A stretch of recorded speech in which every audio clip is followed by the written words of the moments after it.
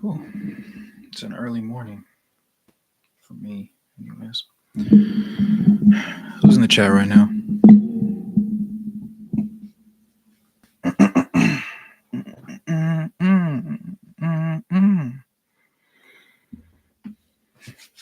I'm excited today. I don't know. I don't know why. I just woke up really motivated. But today, the Chris Dunn video will be dropping at noon. Fun fact. But I am going to be putting together my video, my first main channel video. Originally, it was going to be the Larry marketing video that I dropped on here, but I figured I should drop it on here, obviously, because this is my jazz channel. But today, I have the Tyrese Halliburton video set up. It's time to respect the Jazz. Should the Jazz make a trade? The fall of Golden State. Those are like the four at the top. What's up, Tayton? You said in and out because I'm work. Bro, you're perfectly fine. I finally had a day off. I was supposed to be going to a basketball tournament today, but we ended up canceling. A video on the Hawks. Give me the concept, Tayton. Give me the concept. I need the concept. I think you said something under my one post where I suggested it, and you were talking about the difference between Quinn Snyder and what's his name? The difference between Quinn Snyder and what's his name? Quinn Snyder and Will Hardy's coaching styles and how they've benefited and hurt their own teams. Matter of fact, let me write that down. I don't have a pen. I'm gonna have to grab a pen. Fair play. Fair play. Okay, yeah, I got you, Tayton. I got you. Let's see. Make a Jazz trade deadline prediction video. Oh, you already know, Hayden. It's in the queue. I was gonna title it "Should the Jazz make a trade?" But I think I don't want to make it more clickbaity, but I want to make it more interesting to make people that even aren't Jazz fans click on it. I haven't completely figured that out yet, but rough concept, rough idea. So, you said Grady Dick, worst first round pick of 20. I feel like he has the ability to turn it around, but there is definitely a video to be made there. And not Jazz, and Raptors fans don't really have a lot of like as much coverage as some people think. I feel, but I'm about to step over here to the side, grab me a pen, put up this blanket and everything, and then I'm gonna pop back on here. So I'll go ahead and put the videos in order. I'm gonna say it's 11:30 a.m. for me, so I might be live because I was supposed to be I was supposed to be hooping today until like 4, 5, 6ish p.m. So I really have like 4-ish hours to spare. So I mean, ideally over these 4 hours, I should be able to plan out all 4 videos. If y'all wanted to watch me record, I could probably set the camera up in a way that would allow y'all to, just so y'all could watch the entire thing. And then after that, I just have to edit them. And I'll have what's today? Saturday. I'll have next week and part of the week after that's videos completed. I'm really motivated today, as y'all can tell. He said maybe what's the problem with the Lakers game? That's a good point. The Lakers is very complex. James, what's up, my guy? Give me 1 second, y'all. I'm about to put this stuff up. I can still see chat though. So any suggestions, ideas, or anything like that? Real quick, somebody.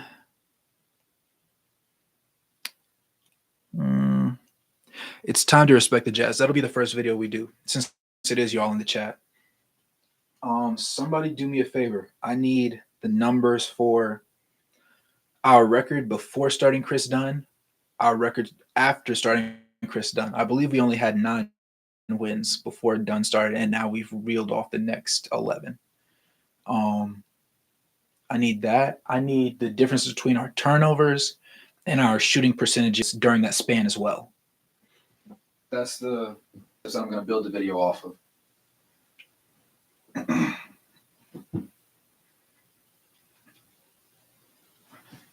and then for look at the strength of the schedule, as well as strength of schedule, as well as the teams. I guess we get to do a little rough glance at everybody else that played, kind of. Because, like, obviously basketball is a game of runs, and I want them to understand that I'm not sitting here saying, oh, they're going to beat everybody. That's not what I'm saying.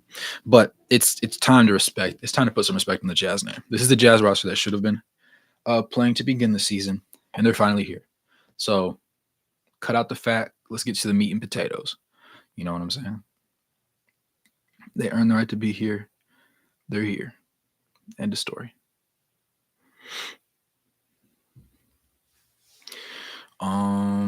Let me think. So, realistically, I didn't even grab my pen. That's what I needed to grab. My backpack's right over here.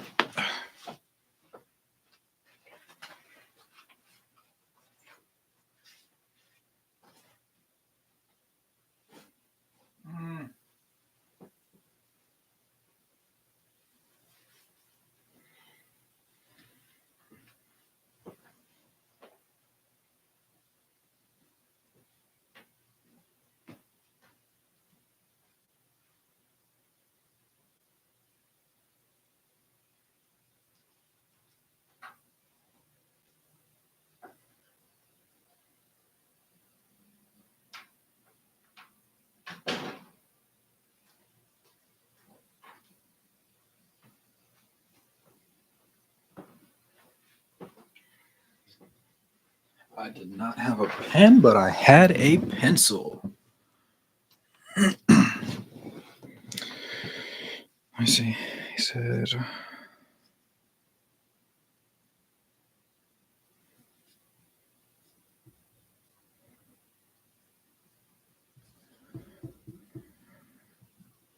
can a trade save the Lakers? All right.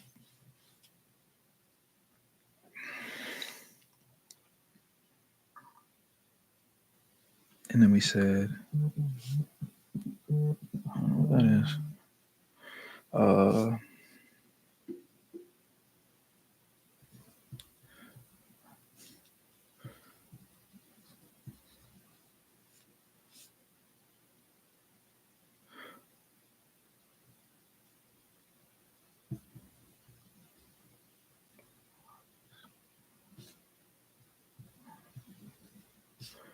Hardy raises? Question mark. You know what's really interesting is the fact that really the Jazz and the Hawks really were like two sides of the same coin, because you see a situation where what's his name?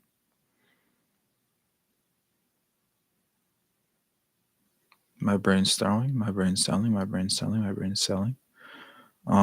You see a situation where the Atlanta Hawks have probably one of the best backcourt duos, but they underperform.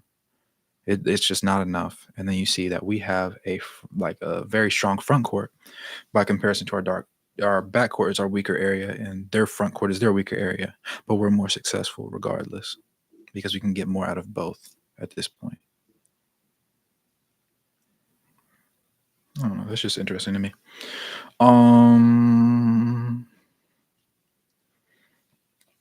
We said with the new CBA deal, I don't think the Lakers have the same advantage they used to. Correct. I'm with you on that, Carter. Can't really say Lakers or Siakam. Interesting. Let me actually add that to the thing, because I said a trade, but we'll go specifically Murray or Siakam. Don't forget, what's his name? The glorious Mr. Lightskin himself on the Bulls, Zach LaVine.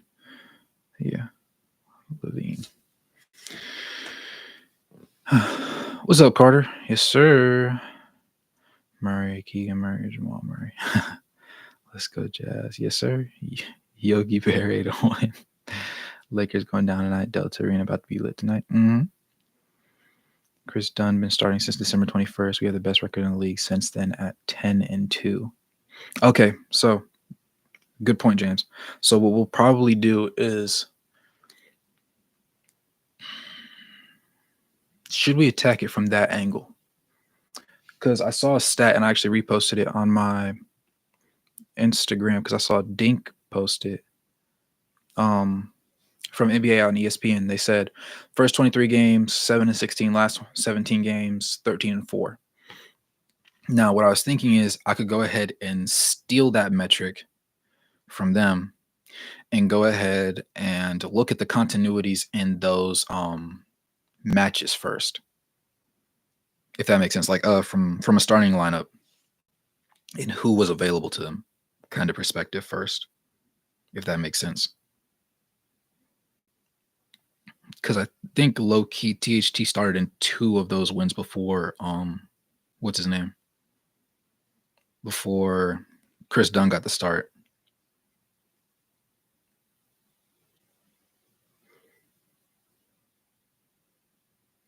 And I think Walker Kessler also got moved to the bench during that stint as well. But we're gonna cook something up. We said not that we would make a trade anyways, but the Kings said they value Murray higher than Markin. Wow, that I'm not gonna lie, that is crazy. That is crazy. Just because we let him have one really great game against us doesn't mean he's better than our star player. Calm down. He's not like that. I mean, he is kind of like that, but he's not like Lowry like that.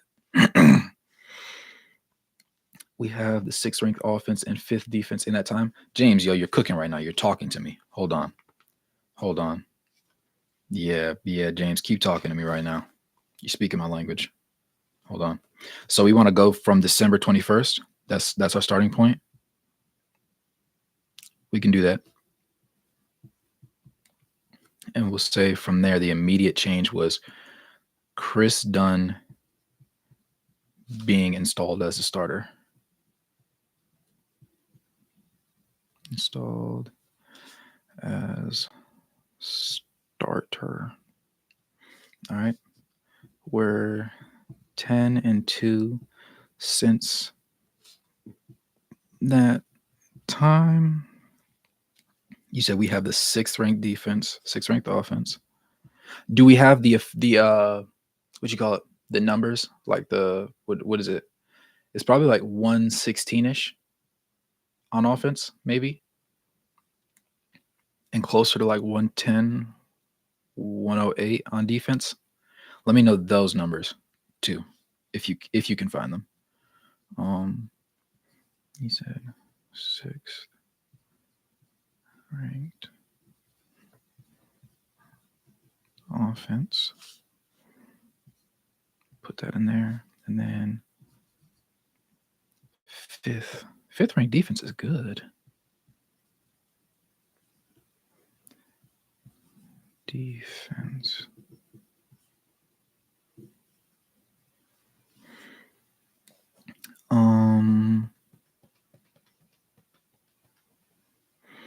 And then we have Zach LaVine won't do. Yeah, he doesn't. He's not a great defensive piece for them. DeJounte Murray, however you spell it. Yeah. I think THT needs to go. It's in his long-term best interest probably if he accepts a trade somewhere. Or if we ship him somewhere. But I don't mind keeping him in the fold, honestly. Damn. Excuse my language. 121 and 112. That's actually a lot crazier than I thought it would be. 21.2 and 112.5. That is sexy. That is sexy, dare I say. Yeah, you're right, but we took off even harder once THT was out of the rotation for Dunn. Correct. Jazz only play good when they play as a team. THT isn't a team player. I wouldn't say THT isn't a team player because the first stint of the season, those first 8 games were rough for him because they tried to make him do stuff that he hasn't done on a consistent basis before. What really happened was when he was put on the bench with Colin Sexton, he was forced to learn how to play alongside Colin Sexton. In the beginning, remember, they were shaky. Colin was usually more on than THT was, but they were both pretty mid. And then Clarkson went down. Sexton got installed in the starting lineup. And then Keontae was still playing pretty butters. Then he went down and they put THT in there. THT had like 2 or 3-ish good games. I think we went 2-1 or 3-1 in his few starts after that. And then he got injured again. And then when he got injured, obviously Chris Dunn finally came from the depths of the underworld and finally got a start. And it was like, hey, this is what we've been missing. Somebody to table set for everybody and play defense. Wow. A man who sees a gap and exploits the gap. Wow. Crazy. Chris Dunn. It was the guy all the time. He's just not scoring the way we thought. I thought he would personally. But I don't hate it at all. I just think that THT isn't very needed right now. If he's fine sitting on the bench, I'll gladly keep him on the bench because it's not like he's worthless. Because once he got the grasp of everything, he played better. He just didn't play. He just didn't do the role that we needed. It's kind of like the situation where it's like, if you need, let's say, small forward, you have a choice of like, LeBron, KD, who's another good small forward? We could throw Keegan Murray in there, I guess. My brain is selling so hard. Andrew Wiggins, like a bunch of good pieces. If you're one team, you can only have but so much depth and skill at a high level because you have a specific need from each position. And depending on who your other pieces are on the court at the time, you need a specific person to play alongside them. You can't just put a really good player alongside them because it doesn't always work. That's the reason why all of Kevin Durant's super teams basically fold because they're really top heavy. And then the bottom heavy guys don't fill the exact niches that the top heavy guys do. So when one of the guys gets injured, it's over. It's cooked. And now he looks retarded for asking for a trade or just signing somewhere, But it's a lot of things. There's a lot of different cogs in the machine, I would say. He said, what assets do you think the Jazz need to move on from? I like that title, actually. I originally said, should the Jazz make a trade? What pieces should the Jazz move on from? Okay. James, do me a favor. If you're still there, can you look up the box score plus minuses of the team of each player on the team since December 21st? I'm not sure if StatsMuse will be able to do it, but I think they might be able to do it. Because I think that'll be a good indicator too. I have a sneaking suspicion that Walker Kessler is somewhere in our top 5, despite playing 24-ish minutes a game, as he should be. He's overdue for a video. I apologize. Walker Kessler is overdue for a video. What am I talking about? We'll call it. No, I don't want to say walking to success. That's crazy.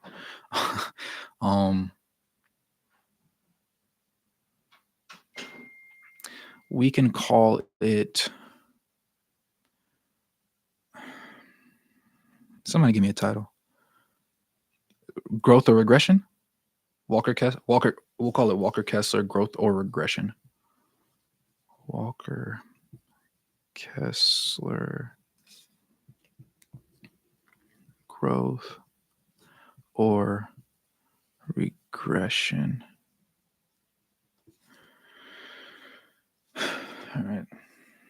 My brain is braining today, guys, as the girls would say. They shoot threes like mad. It's crazy you can't really pinpoint out success because it's all around, starting from Clarkson cooking and smart plays from Kessler. Done. Better defense too. Yeah. Greetings from the Czech Republic. Was good, Tony. Lifelong Jazz fan. I think we need to trade KO and KT. Talk to me about KT. Talk to me about KT. Excuse me, not KT. What the heck? Tell me about Kelly Olynyk and who you will replace him with, because his niche thing is more so his playmaking and the fact that he can just give us a bunch of different things. And the reason why I've always been hesitant to trade him is because Lowry's not a big playmaker. Collins isn't a playmaker. Walker's not a playmaker, so you basically have an entire front court where you're requiring your point guard and your shooting guard to really be massive distributors and get those guys involved because they're not creators for others themselves. Whereas when Kelly Olynyk's on the floor, yeah, they can kick the ball to Kelly Olynyk, but if Kelly Olynyk doesn't like that shot, he can put the ball on the ground or find the open man. So, what would you suggest as the replacement in a situation like that? Literally a great place for a continuing team. Anyway, would love to have a big that can move off the bench space, floor and pass. It's a great package. Yeah. And he's very easy to get along with. KG.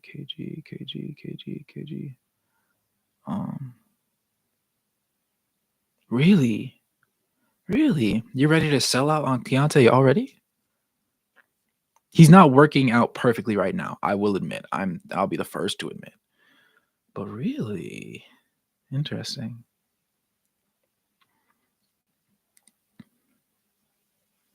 I read the Salt Lake City Tribune about since Kessler and Collins have stopped playing together, starting five outscores teams by 0.7, while the bench outscores teams by dang.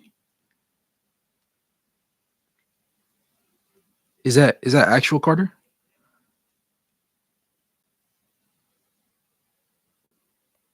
I should be able to do something with that. I want to fit that in this video actually. Carter, is it possible for you to find that article and like screenshot it and DM it to me? If you can, let me shoot it to me. Points per 100 possessions, I'm guessing. Yeah.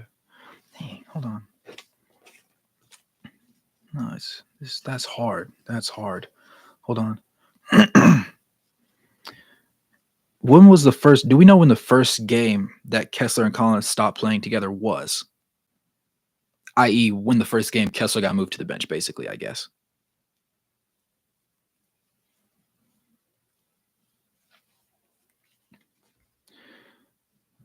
Since Kessler Collins stepped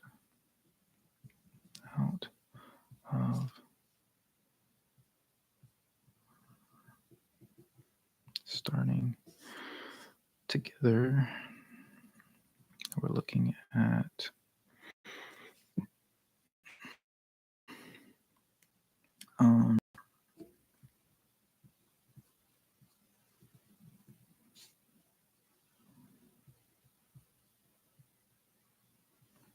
outscores teams by 0.7 points per 100 possessions and bench by 24 points per 100 possessions. I like that. No, I'm not gonna lie, Carter. You got in your bag for that one. That's a very good stat. I can definitely use that. Make a vid on the Jazz recent stretch right now. Oh, Kuz, you already know that's what we doing, baby. That's what we doing. They're gonna put some respect on the Jazz now. I saw somebody in the comment section actually on the the NBA on ESPN website, and they pissed me off. And I'm typing my rebuttal to his thing because he says Jazz still suck, the regular troll thing. And so I was like, I could troll back, or I could eloquently place something that might really reach his heart, or at the very least turn everybody else in the comment section against him. And so that's what I was doing. And then he deleted his comment before I could send it. I was sick, but I screenshot it anyways because I'm petty. KO's developing. Yeah. He's the oldest guy. Trade John before KO. KO dribble drives are low key good.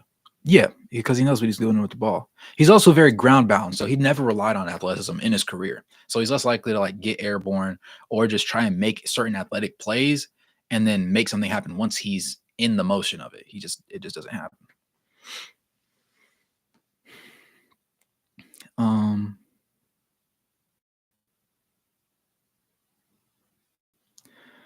KO is the oldest guy. Trade John before. Yeah, I said that. Or THT and Collins. Yeah. Trade Clarkson in the offseason. Keep Collins. Really? Clarkson's kind of important to our bench scoring. Now, he has been inconsistent, but I think the biggest thing about Clarkson is he works if you recognize he's off and you pull him from the game.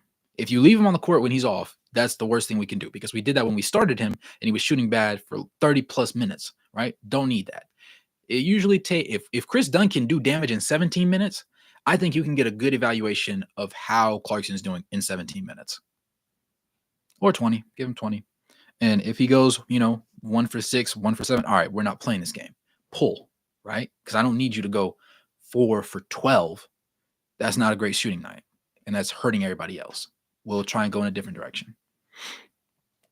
Woo! James, you're cooking right now. Kessler plus 134? That's tough. That's really tough. Let me see. Trading KO and Taylor Hendricks more time and learn from Collins. Oh. I misread that. I thought you were saying Hendricks too. I was about to say, wow.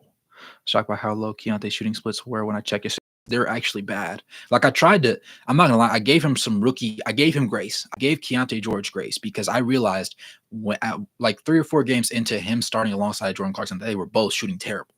But I was like, Jordan Clarkson's shooting worse in more shot attempts, so I'm gonna cook Jordan Clarkson because this guy's a rookie. We need him to miss right now. We need him to be confident shooting the ball and taking good shots. He's not taking bad shots mostly. He's just not hitting them yet. And then he kept not hitting them. And I was like, golly, Keontae, you're making it hard to defend you, brother. But, that was to be expected. You grabbing Cindy Answer? Bet. I'm on Insta right now, as a matter of fact. Yes, sir. Lock me in, Carter. Yes, sir. Sent it. Bet. I see it. Yes, sir. See? Yeah, let me get that. Let me get all of that.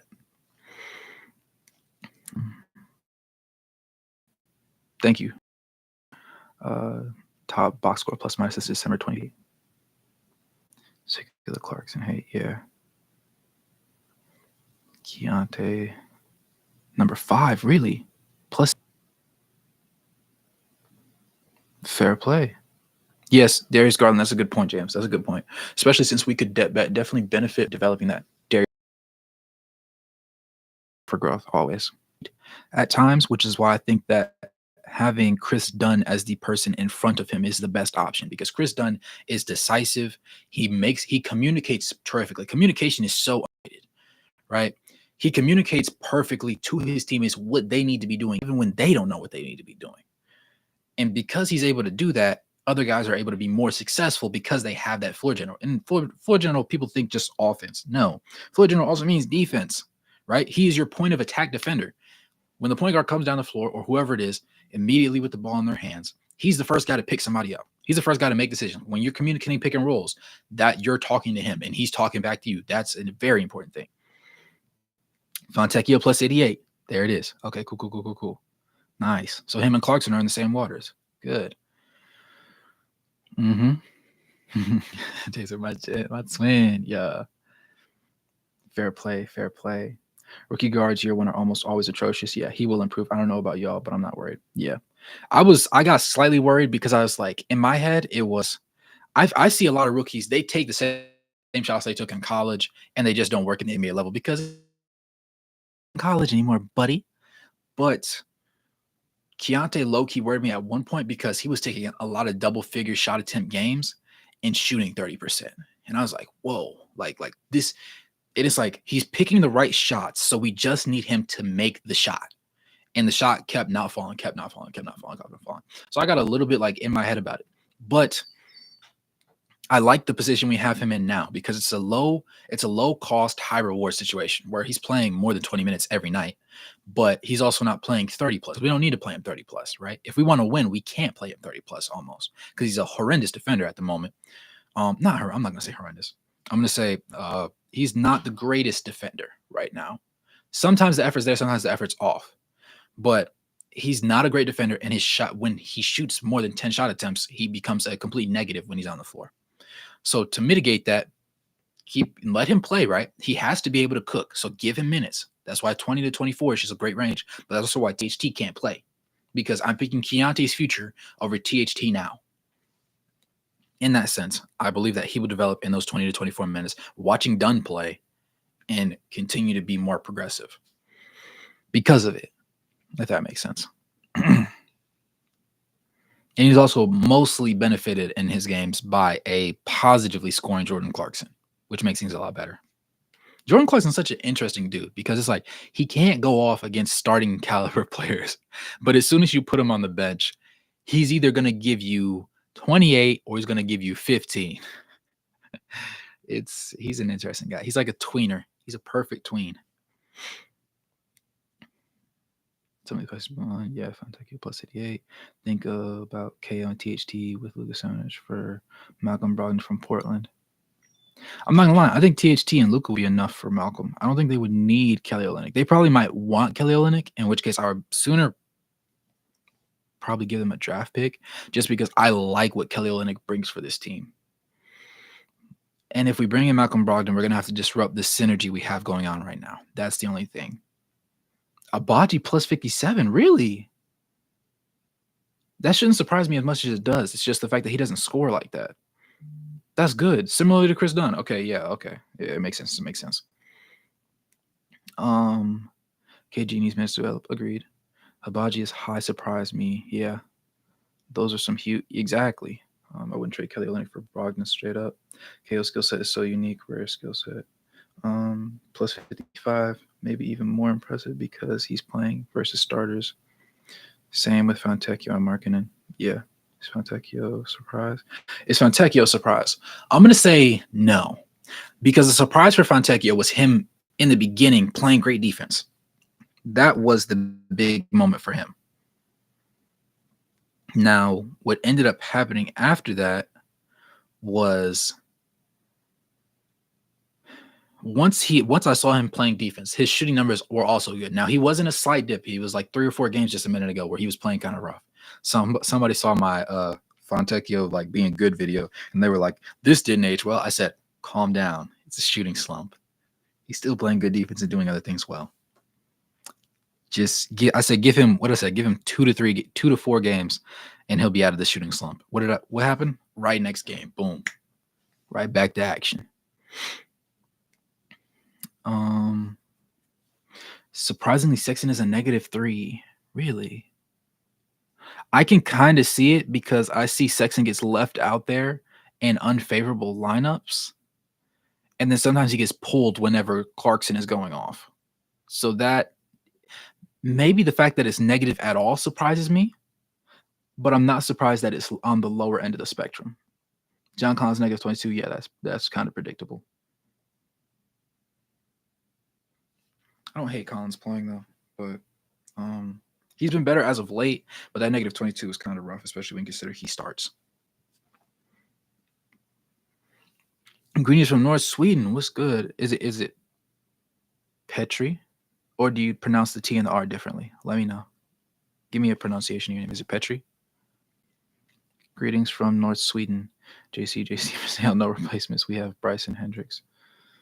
True. Bryce might be tough. I'm not gonna lie. Yes, it was garbage time. Yes, it was 4 minutes. I get it, but Bryce had me salivating. Him and Hendricks together had me salivating last night. Pause. Fontecchio is a great player. Yeah.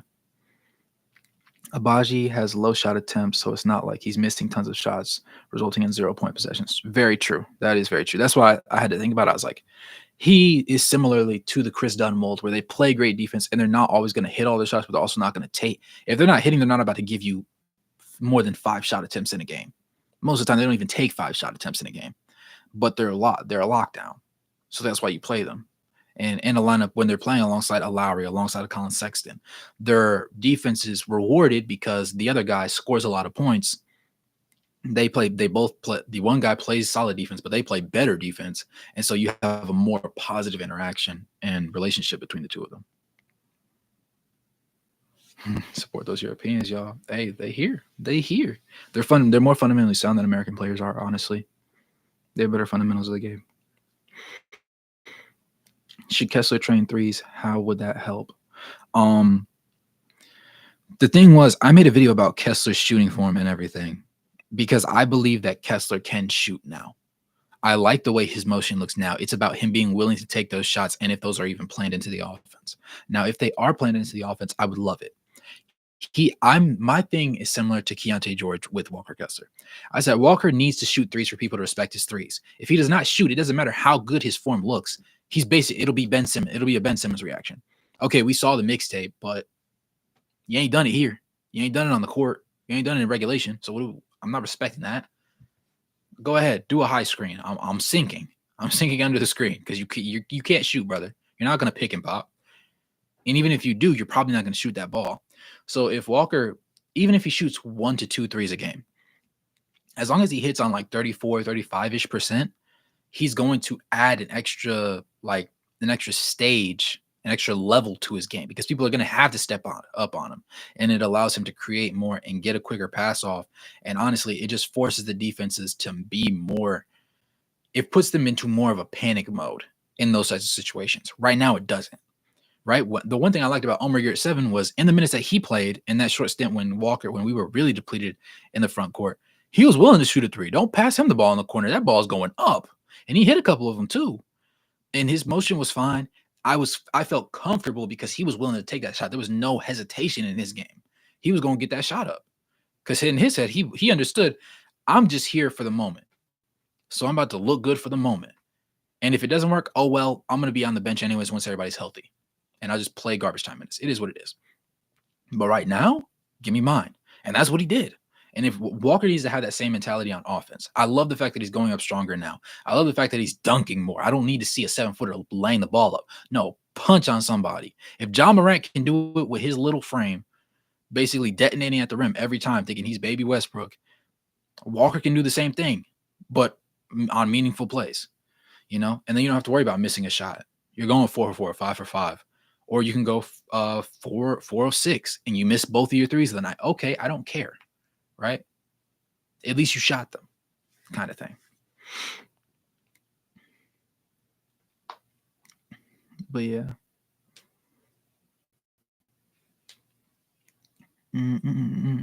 Bryce's first bucket was so nice due to strong and skilled. Yeah. In my opinion, if Kessler could get his free throw to 70+%, he'd average 1 to 3 more points a game. Also true, James. And I think part of it that hurts him is the fact that he only takes like 2 free throws a game, if that. It might be a little bit higher. It might be like 2.7 because he does have some games where he has 4 attempts. He has always got 2 or 4 attempts. But the fact that he always ends up going 1 of 2 or 2 of 4 or sometimes 3 of 4 is what really hurts his percentage overall. But yeah, definitely. Bryce bucket was nice. I honestly loved his assist to Hendricks. It was so much. Another Chris Dunn propaganda stat. 5.4 assist to turnover ratio since December 21st. Thank you for that. Let me get that, man. He said 5.4 assists to turnover. Nice. Agbaji takes Clarkson's minutes roles. True. Bryce will be Agbaji's competitor for minutes. You think Agbaji's? Really? I feel like Agbaji low-key also fits in when Lowry's out of the game because we don't have a perfect Lowry replacement on the court at any point in time. So we find ourselves in a lot of situations where Agbaji ends up filling in that gap. They're so different with their skill set. Bryce is very raw, but he needs to be in the league. Yeah. Yeah. And looks like they share the ball smart. Let me actually write down what James put down for me, starting from the top. We said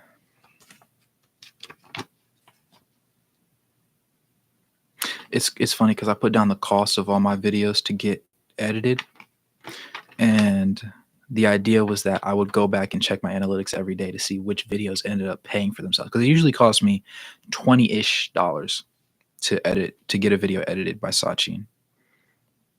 And none of the videos break even, which means I basically come out of pocket and lose money each time. But it's okay because everybody likes them.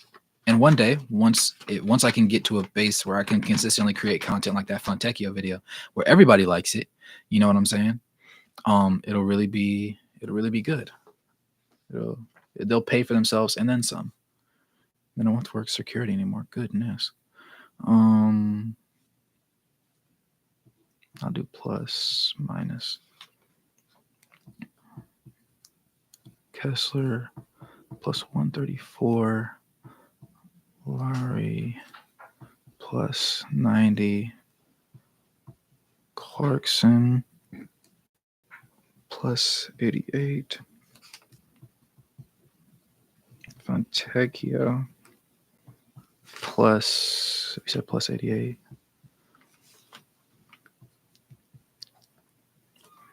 Keontae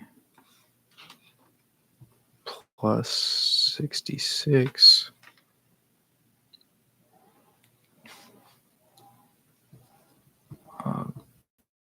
Baji plus 57. Dunn plus 55. And we said what? Sexton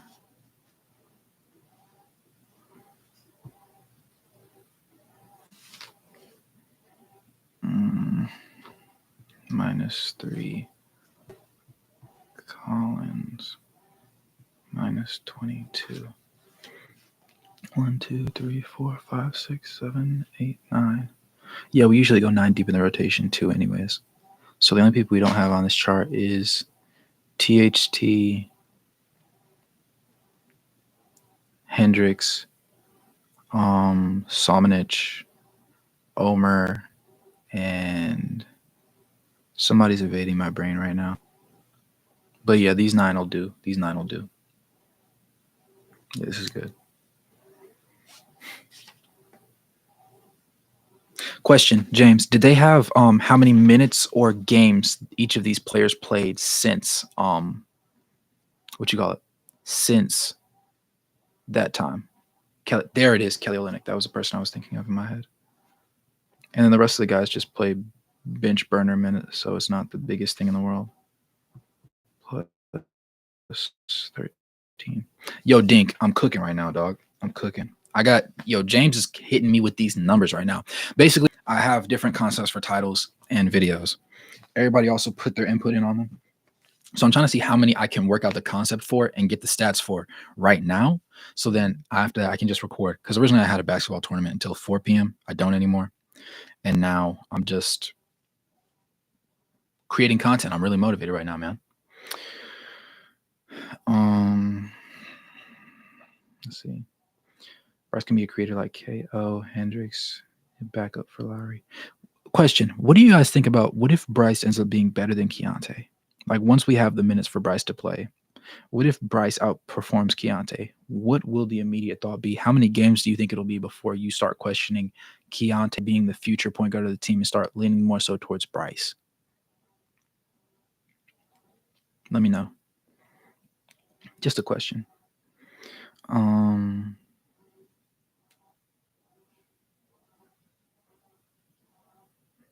Jazz place and assists per game. That's a good question. That's a good question. It's definitely higher than it was before because we've been having a lot more 30-plus assist games. Finishing one best sports personality in Finland. Ha ha ha ha. Yes, sir, as he should. But yeah, we're cooking right now, Dink. We're cooking. Games are listed. Johnny Juzang is playing well in the G League, deserves a shot in the league. Also, the PG Alexander. Fair play, fair play. If he will be better, why not? Fair. Listed as 12 games except everyone I listed has 12 games except Lowry and Clarkson have 11. Everybody has 12, and then you said Lowry and Clarkson have 11? All right, so 11 games and 12 games. Nice. Do we have the minutes per game that each of these guys play during that stint? I feel like that might be one that they don't tell us. I think I might have to look that up individually, low key. Keontae 10 games? Okay. 10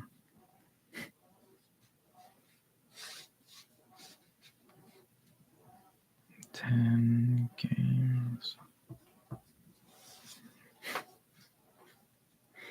Because I want to basically the method for this part right here is to have Sachin give me a chart that's going to have all the meaningful box score plus minuses in one column, as well as their minutes and the number of games they played. So anybody that says, "Oh, they have a crazy box score plus minus, but they only play one quarter of the game," it's like, no. First of all, look at what I just put in this chart.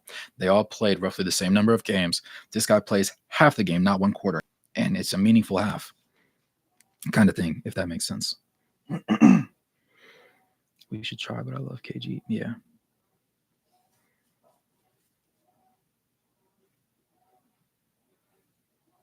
Fair play. Fair play.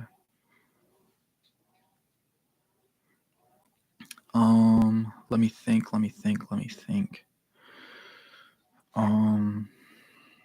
Okay, so James, question. What is the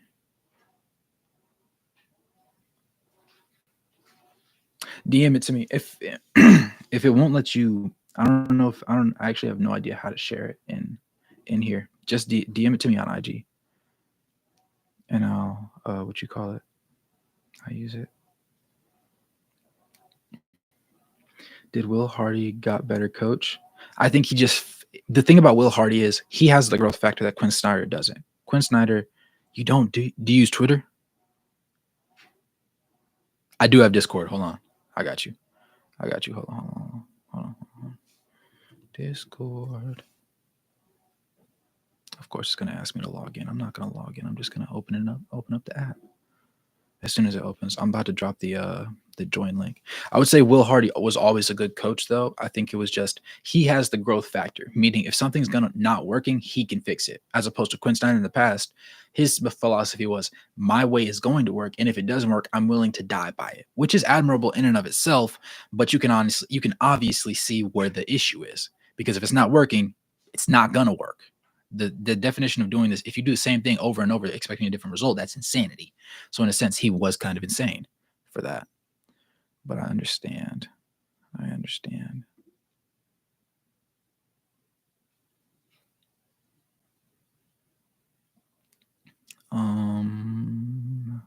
Invite people, copy the link. Hop in there, actually. Everybody can hop in there. Low-he. Anybody that has it.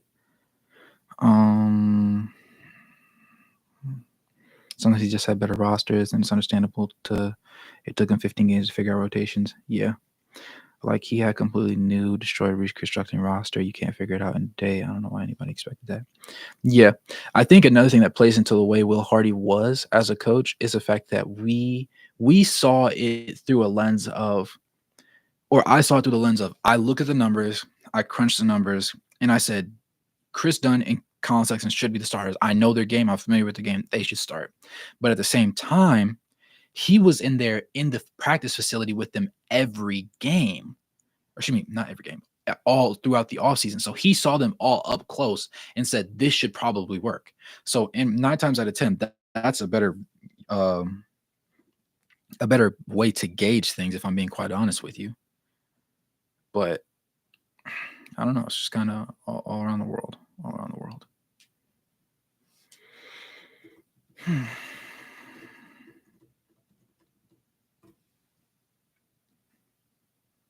But yeah, I'm not gonna lie, we're really cooking this video. This video might end up being like 15 minutes long. I just thought about that because there's no way I'm summarizing this in 10 minutes. And that'll be good for the AdSense. Get paid more. Yes, sir. Or actually get paid, rather. Let me think. Work's fun, but inactive, but your boy is here. Hey, Derek, do your thing, man. Do your thing. I trust you all the way. Don't get in trouble, though. Don't get in trouble because you got me in the background. But what was I thinking?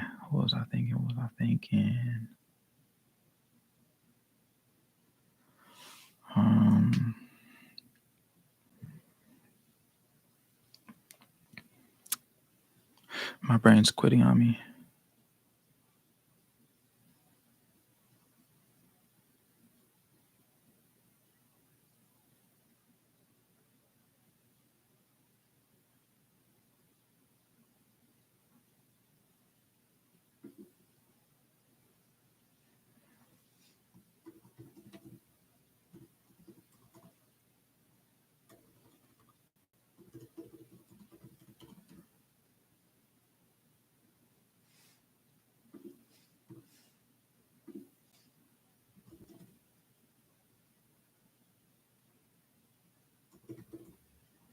Can we beat LA in their recent stint that they're struggling with? Yes, absolutely. Absolutely. I don't see why not.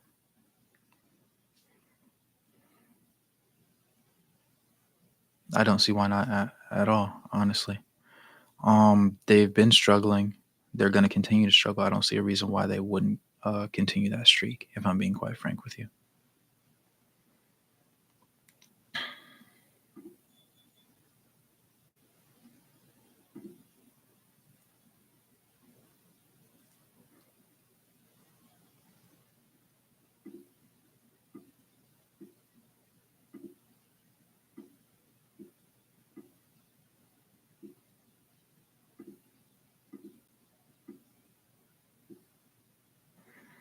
Mm, mm, mm, mm. All right. Can we? Yes. Will we? Don't count on it. I don't know. It is home, right? We are home today, right? If we're home, I like my odds a lot better. He said we can beat them. We can beat LA, but can we beat the rest as well? Man, as long as they don't do us like they did the in that Raptors game. What the craziest part was the fact that the refs did that to them on the Raptors' home floor. That was crazy. That was the craziest part. Hmm.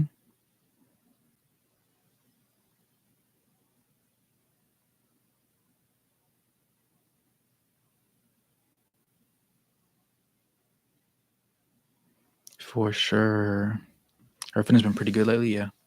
Yeah, Tyson, we got a day stream, dog. I'm cooking up a video. I'm cooking up videos right now. And I was like, instead of just doing it on my own, I could get you guys involved, right?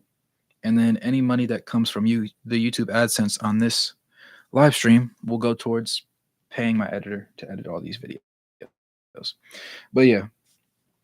Oh, the Chris Dunn video is out right now. I did not change the thingy. Oh no. Oh no. Oh, it does have 20. It got 21 views. Okay, but I need to actually edit that. My fault, guys. Let me put this in here. In this video, we discuss the recent success of Chris Dunn after being moved from reserve minutes into the starting point guard role. He doesn't have the best shot efficiency in the role, but his playmaking and defensive upside on the team are second to none, and it remains to be seen as the glue and catalyst to this team's recent successful run. Period. Nice. Cooked right there. We'll go Chris Dunn. We'll go Larry Markkinen. We'll go Fontecchio. And we'll go Keontae George. Why not? All right. Save that. Nice. It'll be interesting to see how this video does, actually, because usually my Chris Dunn videos don't do great, but I'm feeling a lot better now. I'm feeling a lot better about it.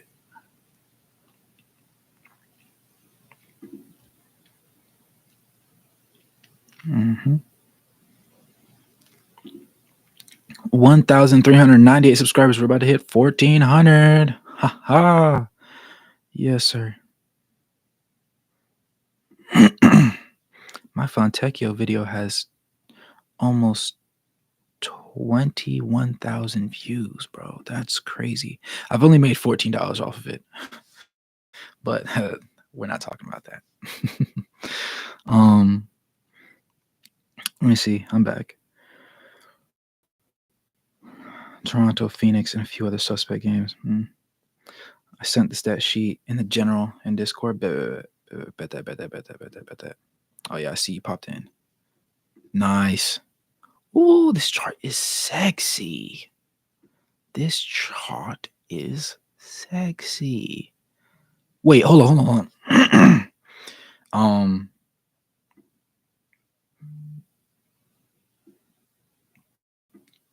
James, I appreciate you, my guy. I appreciate you. Everybody clap it up for James, because what he just, if anybody's in the Discord and y'all check out what he just sent me, this is basically the keys to this video right here. This is exactly what it is. It even has the games they played in where they were wins or losses. Yeah. James cooked. James cooked. Definitely. I hate to always feel like the Lakers get the treatment. I gotta mod this guy.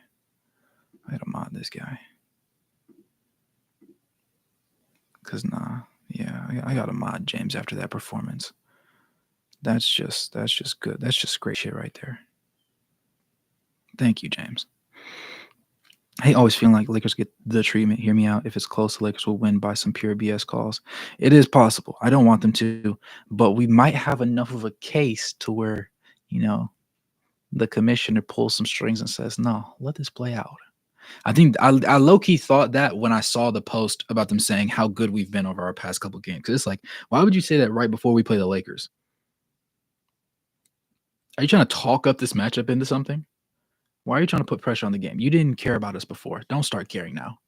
Care at the end of the season when we're in the playoffs, right? Not now. Don't do that because you didn't care before. Now that LA is out of the plans, refs might get even crazier. Yo, they better not. Especially, I saw that. Who was it? It was like LeBron, Cam, and was it Rui? It's three good pieces for them were questionable on lower body extremity issues. So I'm hoping it stays that way, and we can like low key see what comes of it. It sounds like a good idea to me.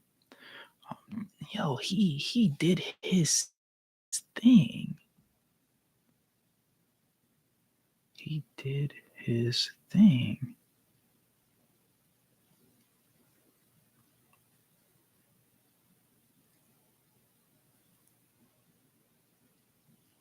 Let me go get this drink real quick. I'll pop back in. Let me think.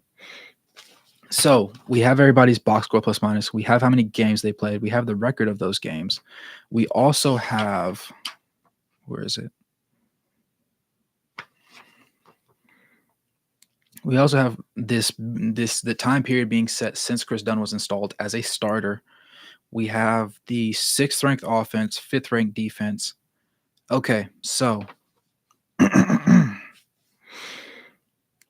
what we need to do next is we need to find out how our stats have changed since December 21st and before December 21st.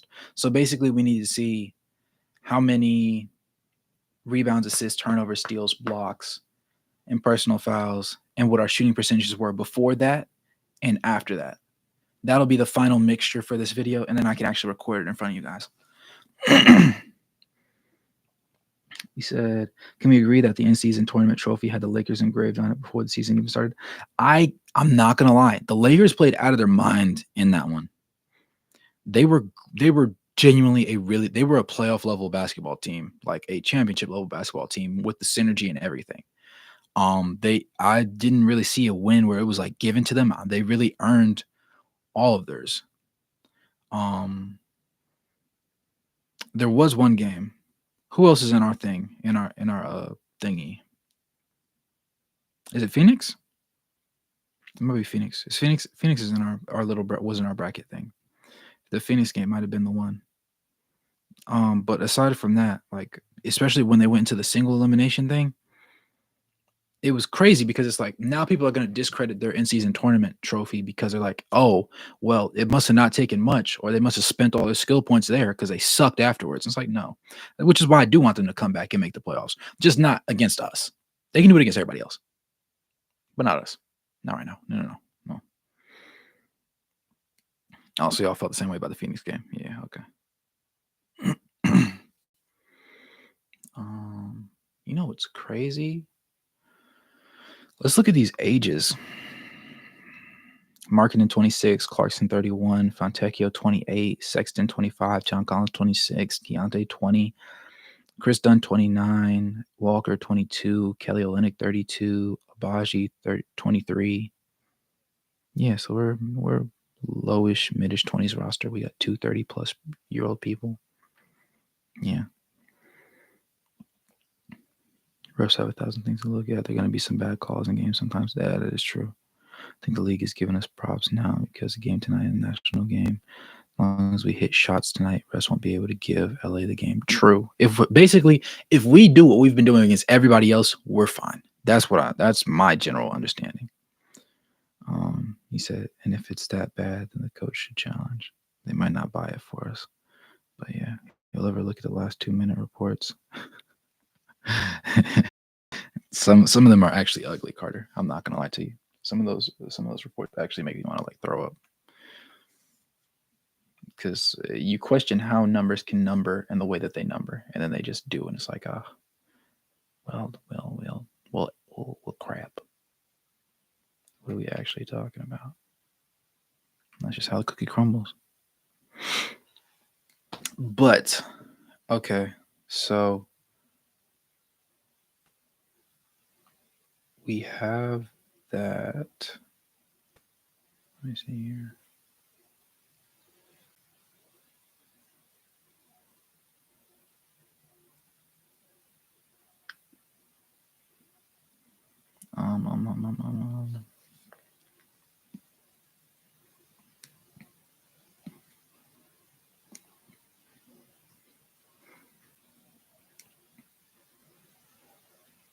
This entire year.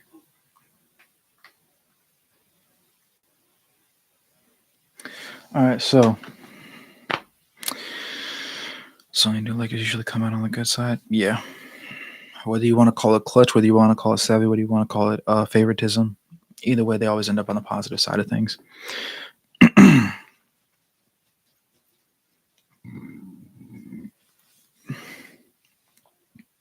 But that's a big number. During large swaths of the season, head coach Will Hardy was experimenting, searching for what works. It appears he found what he's looking for. With his current lineup's only small game-to-game edits in the rotation, Jazz have found a nice balance to give some offensive and defensive firepower through all 48 minutes of the game. As a result, they're winning 9 of their last 11, 12 of their last 16. Wednesday, the runaway 124-111 result against the defending champion Denver Nuggets was an impressive win yet. What's working? Here's a guide. Let me see this. Starting lineup and defined roles. Chris Dunn, Collin Sexton, Fontecchio, Lowry, and John Collins. They're 6-1 with that starting lineup. In particular, Dunn has been brilliant in the Jazz point guard, taking limited shots in favor of spreading the ball around. The Jazz's last 3 games, he's taken a combined 5 shots, but added 17 assists. Okay. He knows his role is set up Jazz finishers in the starting lineup, and he does it well. True. Giving Dunn point guard duties also clarifies Sexton's roles as an off-ball slasher, which allows him to attack defenses when they're a bit softer. Sexton's been brilliant since moving into the starting lineup. Fontecchio is really the Jazz's only traditional wing player on the roster. Fair play. Playing him after a significant improvement over his NBA rookie season gives the Jazz a floor spacer who will also defend the Jazz's biggest wings and do the dirty work. Yes, that's why you can play him. Markkanen can also take on a stronger rim protecting and rebounding role when playing at the 4 position, when playing at the small position, when he played like most of last year. Okay. Collins has been far better as a center than as a power forward in the Jazz lineups. Playing him as center gives the Jazz significantly more spacing than when he's when he's the 4 and a non-shooter like Walker Kessler or Omer Year 7 is playing the 5. Bench unit is on fire, but interestingly, the starting unit is only average outscores by 0.7 points per 100 possessions. Good given strength of a position, but not elite. The bench lineups have torched opponents. Backups now Keontae George, Jordan Clarkson, Ochai Agbaji, Kelly Olynyk, and Walker Kessler outscoring. Let me screenshot that specific part right there. I like that right there. Yeah, let me get that. That's good lineup construction as well. Clarkson has played terrifically, averaging 19.6 assists per game since coming back from injury and returning to a bench role. His shifty game seems to work better against opposing bench lineups who might be more willing to bite on his fakes than others. The offense also gets to run through Olenek in these lineups. When it's not in Clarkson's hands, Olenek is a riverboat gambler. His passes to cutting Jasmine brilliantly lead to layups or turnovers, with not much of a gap in between. Overall, the math works out in his favor. Yeah. George has a lesser role than earlier in the season too, which allows him to just take easier catch and shoot looks. Which center with which lineup? One bit of contention is heard from Jazz fans recently is the choice to put Collins as starting lineup over Kessler. Overall, Kessler's box plus minus are sterling, but Collins are player. Why not start the younger player, making a more positive impact? Hardy said he likes how Collins gave the Jazz variety offensively. He cited the Jazz games against Philadelphia and Milwaukee. Philadelphia played Paul Reed at center. Collins was able to get behind the shorter center for lob dunks. When Milwaukee played Brook Lopez, a good rim protector, Collins was able to pick and pop more and shoot 3s. Jazz, that's actually a very valid point. What the hell? No, that's good. Dang, that's good. That's good. The Jazz have also finished 7 other games of this 12 of 16 game stretch with Kessler at center, depending on what the team needs. In that lineup, Kessler instead of Collins at center has been a plus 34 during the stretch. Yeah, let me steal that. I'm definitely stealing that. Yeah, that's a good part. That's a good part. But playing Kessler with the bench lineup makes significant sense. While Clarkson, George, and Olenek are probably net negative defenders at this point in their careers, Kessler's defense gets to clean up their defensive mistakes or inadequacies. He remains one of the league's best rim protectors after a slow start to the year. His rebound, his footing on both ends of the floor. Yeah. The Jazz are also started spacing Kessler a little, Hardy said. Rather than giving him hangout close to the paint, he's starting near the three-point line corner. It's not because defenses are respecting his three-point shot, but because Kessler gets to run away to the rim with the extra space, allowing him to have momentum towards the hoop for his lob finishes. Kessler is a better moving finisher than a contact finisher at this point in his career. Also about they're whoever wrote this article knows what they're talking about. He's cooking. And all, it's not about having the best starting lineup, he said, it's about having the best outcome over 48. That's a bar. That's a bar. It's not about having the best starting lineup, Hardy said. It's about having the best outcome over 48 minutes. Nah, he's cooking. That's great stuff right there. Trusting each other more than anything, though the Jazz's recent success has come down to trust. Early in the season, the Jazz players didn't trust each other on the court, and it showed. Bad body language, short-circuited plays, no defensive stops, and were obvious results. These combinations have much more inter-teammate trust rather than playing with a relatively unproven Taylor Horton Tucker with whom he fought like brothers, according to Hardy. Sexton gets to play with revered teammate Dunn. Markkanen, no. Go back. Markkanen plays with Fontecchio, a friend. When Clarkson defers on the bench, it's usually to Olenek, a fellow veteran who has respect in the locker room. Of course, winning builds trust too, and the Jazz build chemistry against a slate of easier opponents at the end of December. Found in Hardy's rotations worked. There's not much to argue when the wins stack up. Or as rookie George yelled in the locker room at least 6 times after the Jazz win against the Nuggets: "Team camaraderie, team camaraderie, team camaraderie." After a rough start, the Jazz have it in the spades. Yo, Carter, I'm not gonna lie, dude. Andy B. Larson. Dude cooked. This is a great article. Like, yeah, I went to school for mass communications and broadcasting and not journalism, but this is a darn good. This is that's great, actually. It's a really good article. My fault. Yeah. I really had to read that.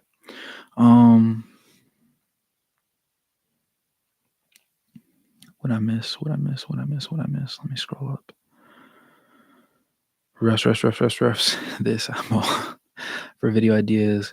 You should take a look at other successful rebuilds and compare them to where we're at. I was thinking about doing that. Actually, I have a thumbnail in the hole that I did not use yet because I was like, there's no great way to do it yet.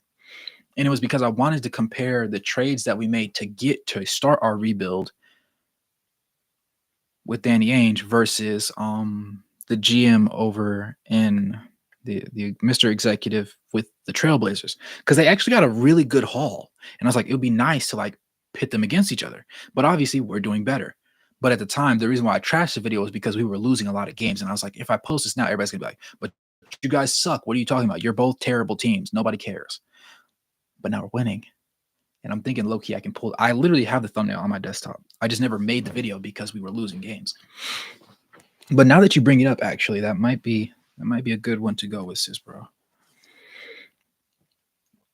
What I missed, not really much. We're just going over video ideas. What's his name? Some people hopped in the Discord, things like that. I bet a JC video for the Philippine audience. That's why I have a Philippine audience. What the? I don't know why I didn't think about that before. I keep forgetting that I keep forgetting that, because like I look at my videos and one of them had like 30% of a Filipino audience, and I was like, why are the Philippines watching my videos? It must be people on VPN servers that are saying they're in the Philippines, because I don't have any Filipino viewers. Now it makes sense. I just had a slow moment. I'm sorry. Yeah, talk about 6 men of the year, his impact off the bench and whatnot. That would get views. I think it would. He is due for a video. I haven't revamped his video since the last time I said he was playing bad.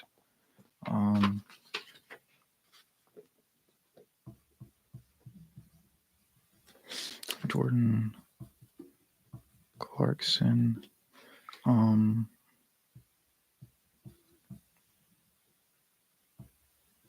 6 man of the year case ? All right, cool. Nice. Yeah, that's actually good. Zelda full in the Jazz play is pretty big from the looks of it on camera. I think odds when we get a fairly clean game is pretty high. I think so too, low-key, Tayan.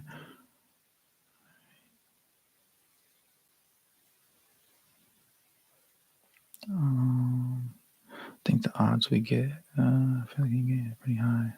All right, I'm about to aggregate reports to see what teams get treatment and which don't. Let me know, Carter. Yes, sir. Maybe now that we have clout and the refs are starting betting on us in Vegas, we might get some favorable BS calls.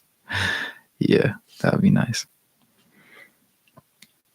They might want it to be fair to push the Lakers should trade narrative. True. Anyone wants to guess what team last season took the most free throw attempts? Oh, we know. We know. Fairly enough, a lot of in their defense, though, Anthony Davis does take a lot of shots at the rim, and LeBron takes a lot of shots at the rim. But LeBron really doesn't get as many calls as you think he should, low key. Like, there's a lot of people that take more jumpers that get better calls than him. It's interesting. Also, Jazz storyline is fun. Tons of people commenting about the Jazz streak, even on the NBA page. I guess the Sixers are the Heat. Interesting. Nice.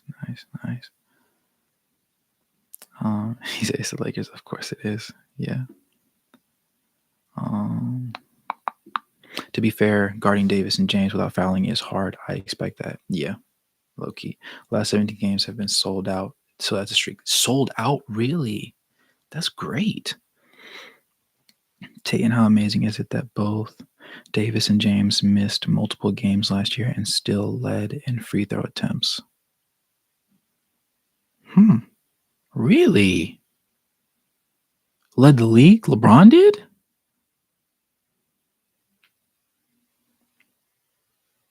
That's interesting. Dude, Andy Larson has saw stuff. He's always on it. Yeah. Wait, hold on. Bro, why does that name... The name looks familiar. Every time I read his name, it looks familiar. As if I've seen him in the chat before. And I don't know why. Does he have a YouTube channel himself? Does Andy have one himself? Or something? Because for some reason, I remember that last name. Ever since sports betting was opened up, it's gotten bad, even the NFL now. Yeah. How about reaction videos? Reaction videos to what, Andrew? Talk to me. I think a good video would be was changed with Chris Dunn. His personal and team defense completely changed our team. Guess what, Kurt? You're gonna be happy to know. The video that actually dropped today was about Chris Dunn. Check it out after the stream. Let me know how well you think it covers it. By the way, if Podzimski from Golden State is better than our KG now, I'm gonna hesitate to say yes. I see the comparison, but I'm gonna hesitate to say yes. Something about the Lakers, they are big and physical. Yeah, they are a downhill team. We glaze the Lakers because they have poor shooting, and even when we think they have good shooters, their good shooters don't shoot great. So, I mean, yeah, I don't think Jimmy Butler got the most because the refs are basically married to him. Nah, Jimmy turns it up in the end. Embiid be getting cooked on.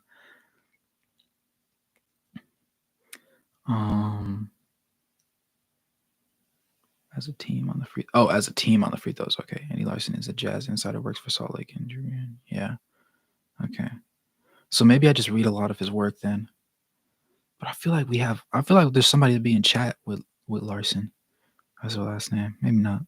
Raul, hey. You said, what's up? Like I said, Clarkson is Filipino and basketball is huge there and they have a massive population. Yeah, the CPM is not the CPM isn't great, but I can definitely do it. And I definitely will do it now that I recognize why I have Filipino followers. Because like I knew he played for like an Islander type, like he was from an Islander type nation. But I didn't think about it like that. Not sure what the angle would be. Oh, that he's playing good. He's the I think my thumbnail would say consistently inconsistent. Or maybe fire in a bottle. I don't know. Something along those lines. But yeah, it would be a praise video. Wrote the article you just read. I mean, yeah, Carter. I just that's how I knew it was him. But I was looking at the name because I wanted to see who wrote it, and I saw his name, and I was like, bro, I've seen his name somewhere before. Maybe it's just that I read because I do frequently read the Salt Lake Tribune, every now and then whenever they have like an interesting topic. But maybe that's just where I know I see his name from. Every Jazz player summer league highlights. Interesting. That is an interesting topic, Andrew. I'm not gonna lie. I would have to find a way to not get the video copyright claimed. That's the only thing, because the NBA is strict in their policies. So crazy. LeBron is 18 in free throw attempts, 80 is 16. That's pretty solid, actually. I don't hate that for them. Because LeBron either takes shots at the rim or he's shooting threes, and he's shooting really good from three this season, like actually. And I thought it was because they're just leaving him open. Like no, they're not just leaving him open. He's getting some decently contested threes, and he's actually hitting them. Like he's shooting above 40% from three. It's insane on decent shot attempts too. It's not like he's shooting one a game, like on some Draymond stuff. But yeah, I'm pretty sure last season. Free throw stat as a team. Oh, you're right. There's someone in the chat. Last name. So there is. Okay, I knew I wasn't tweaking. Man, I was about to say, am I a time traveler? Nah. Did somebody just wipe my memory? You know what I'm saying? But nah. I just wanted to make sure I wasn't all over the place. Okay, so I think I have all the okay, the only numbers I need is I'm gonna pull up StatsMuse right now, actually, and I'll do this while I got y'all pulled up. And I'm going to do StatsMuse, one of the greatest websites known to mankind. Let me tell you, Utah Jazz team metrics since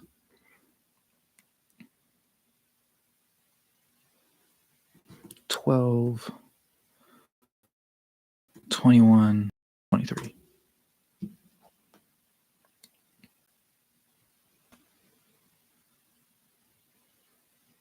Okay, so it has the Toronto included.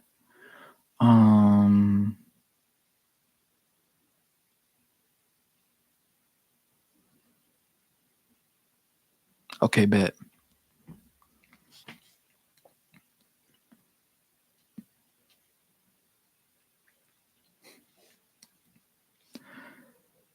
Maybe try to find anyone else to get in touch. Like he'll give us some interviews. Man, I wish he would.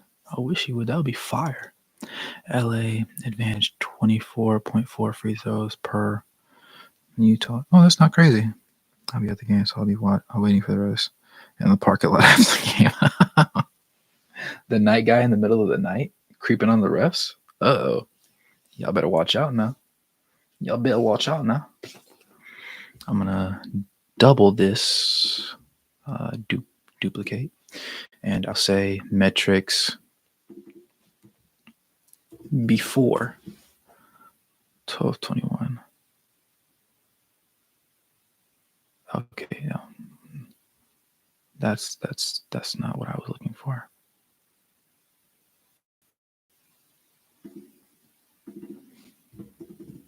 The start of the season 2. Let's see if that helps. No, that's also not what I wanted.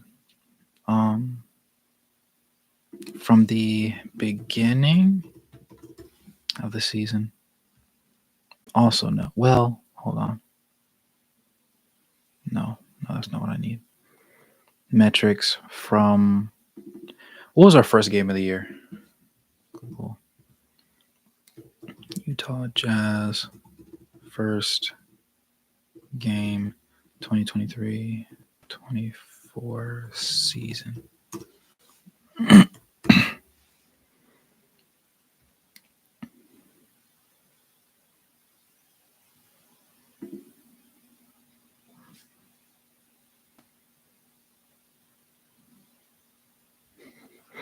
Can't imagine. Let me see. I'll slide back to the beginning of this year. We're looking at preseason. First game was against the Kings on October 25th. All right, so we're going to do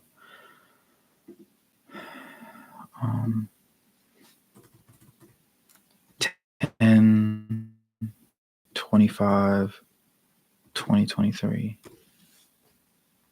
There we go. No, I don't want to unlock all that information. Please don't make me do that.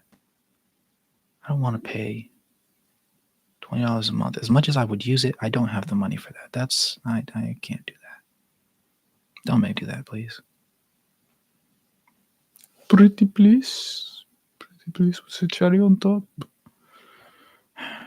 What if I switch it back to the 14th? What will it do?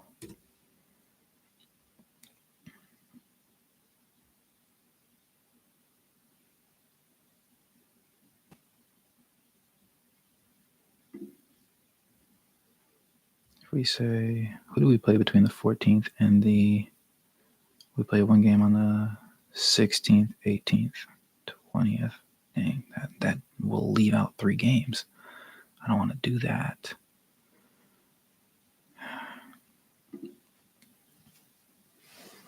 We got destroyed. LeBron and AD have been listed as questionable for every game for a while. Not sure what's going on there. Yeah, they're dogging it out though. I don't know if they're taking adrenaline shots or what.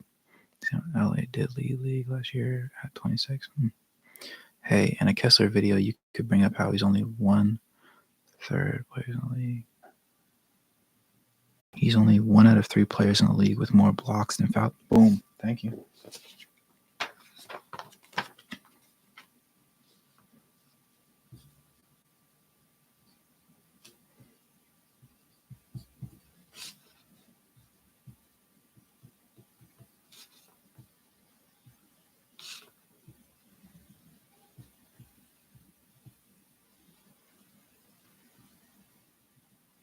Do you know who the other 2 are by chance, Carter? Last year he was the only person.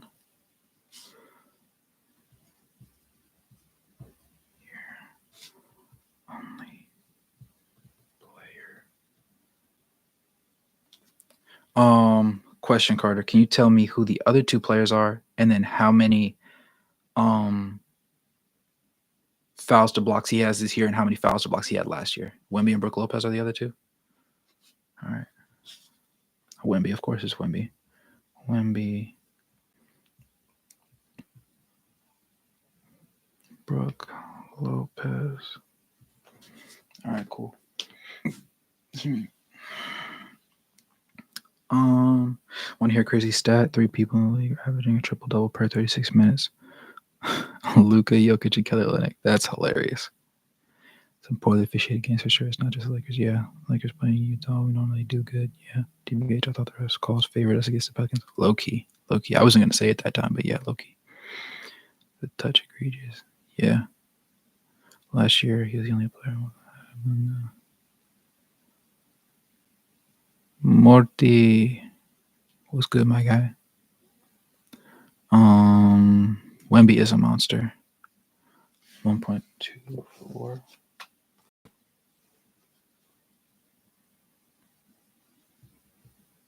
0.24 blocks, 2 fouls. Noted. All right, so let me see. What if I do to the 17th? Will it let me do that?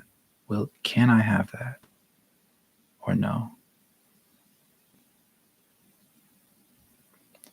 Can I have the 20th? Can I have that? Talk to me. No? It's going to cover it out? Okay. What if I do the 19th? Will it still cover it out?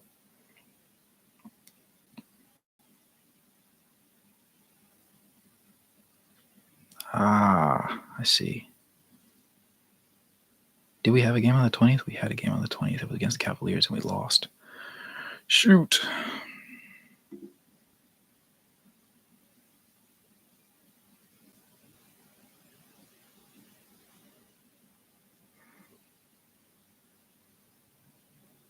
See, 2024 Wemby 1.373. That's tough. 1.203. That's good. That's good. Challenges and the way it's done could use some fine tuning. Yeah. Why only one challenge thought? I like the fact that they were willing to add it at all. The fact that they've been willing to put in a challenge shows the game's trending in the right way, because there are a lot of egregious calls that deserve to be overturned.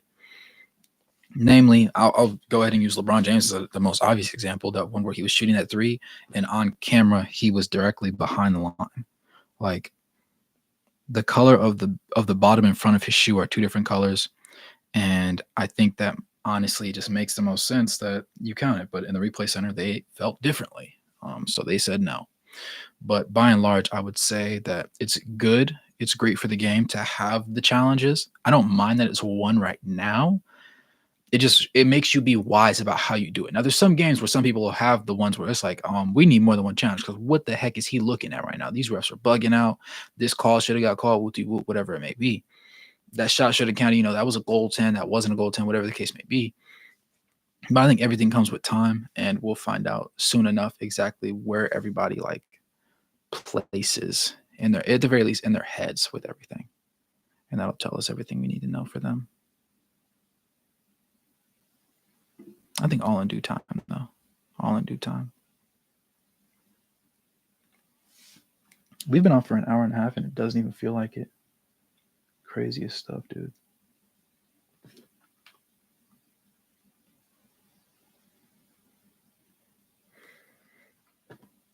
All right, so here's what I'm about to do. Hold on. Metrics from there to the 20th. I'm going to copy this. Stats Muse usually has me, but paying $20 for that, I can't. I just don't have the money. I'm not going to lie to you. I'm sorry. I'm going to see if NBA.com can hook me up.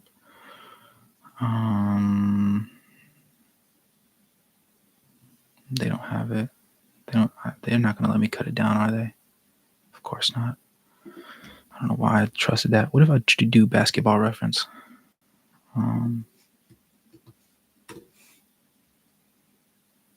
No, nothing.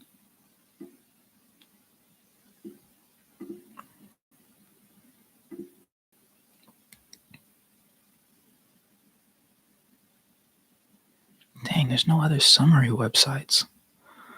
I'm going to have to gamble. because I can't just not have those numbers.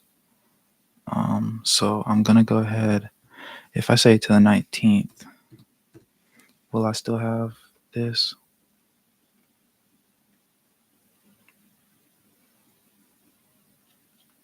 Yeah, I still have those. All right, forget it. We'll gamble with that. We'll gamble with that.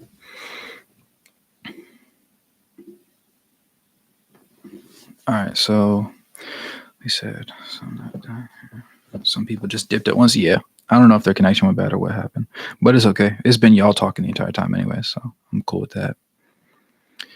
Does everyone in the NFL today? I'm not gonna lie. He said I'm one of the football. Nah, I understand.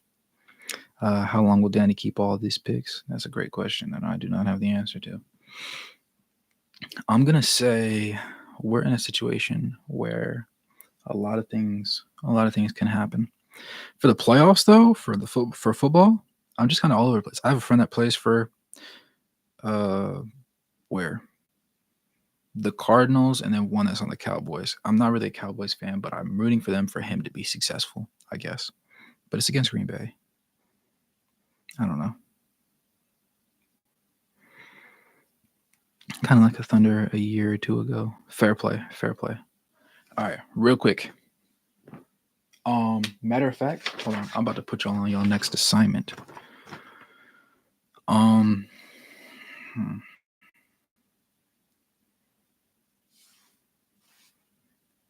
Okay. The first video that's gonna go on my main channel, I decided is gonna be about, predictably enough, Tyrese Halliburton, the floor general. So what I need from you guys is anybody with any Tyrese Halliburton metrics, anything. I need to know how he's grown from last year to this year, how he compares to Chris Paul at his peak when he was known as the point guard back. I guess it would be like what, New Orleans days more so than Clippers days. And then I need to know his assist to turnover ratio. Just Tyrese Halliburton stats. If y'all could put those in the chat for me, I'm about to use the bathroom really quick, and I'll be back in like 2-ish minutes. Bye-bye.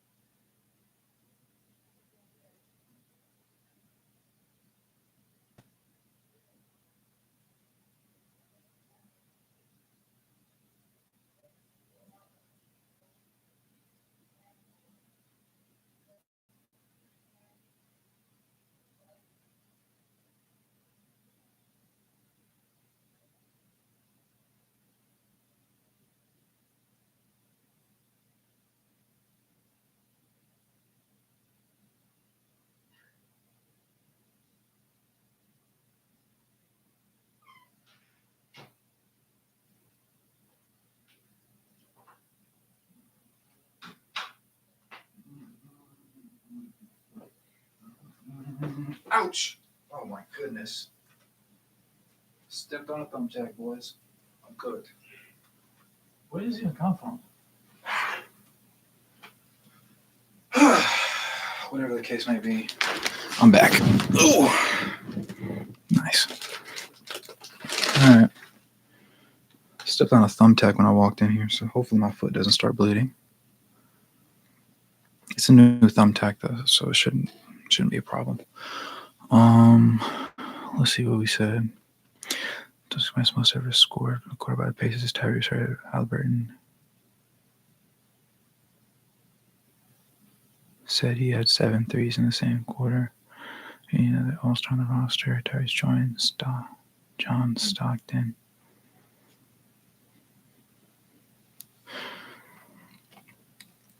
Magic Johnson is the only player in NBA history to record back-to-back 20-point, 20-assist games. His career high assist is 23. Beast with taking to Utah. Hope he'll be fine. He averaged 23 points, 49.7%, 33.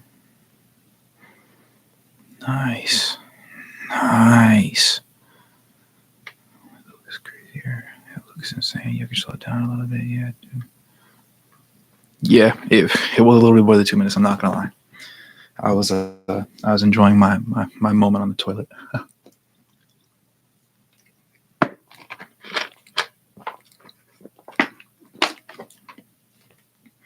And then I, like a hermit out of his cave, I said hello to my family. They went to the parade and got Doritos. So now I have Doritos.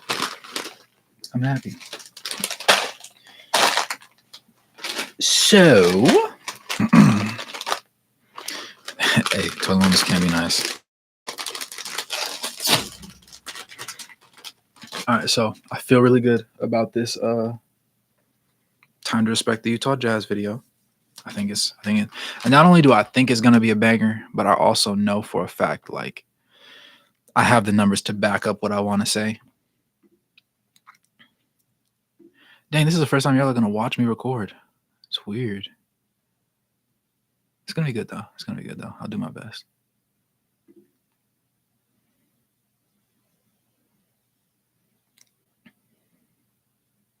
Man, the past 2 days, like that, side note, that Fontecchio video and even the other one actually, at this point, are both like doing some good numbers for me right now. Like they're not exactly paying better, I guess, but they're just better off now, I'd say. Hey, we hit 1,400 subscribers, gang. Yes, sir. I love that for us. We're doing a great job.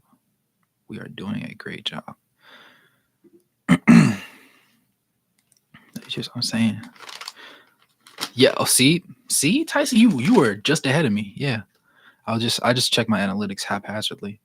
I'm saying, bro, 20K is diabolical. I love that though. 21,523 at this very moment. It has 10,000 plays in the last 48 hours. So I already know this video will be the first one to pay for itself to be created. It cost me $17.50 to make this one. And so far, I've been paid $14.31. I wish I could say some number that's much bigger to you guys, but this is all I got. Nevertheless, money is money. It got 60,000 impressions yesterday alone. And I almost said my box score plus minus. I'm dead. My percentage for it is yesterday was 10.3% viewership. It's kind of down today. It's down to 8%. I hope it goes back up. But we're looking good. Fun fact, 98.5% of the people that watched the video weren't from are not subscribers, and 55.2% of them are from Italy. Okay, so here's what we're gonna do. I have enough numbers for the for this Jazz video. Should I record this one that we just worked on, or should I do the Jordan Clarkson one real quick? Jordan Clarkson one is going to take less time to do. It's probably going to take me like 10, 11-ish minutes. It's up to y'all. Just let me know. Oh, I can do a Jordan Clarkson one. Let's see. 20K is crazy. A dramatic change by the Jazz after the Celtics game is wild.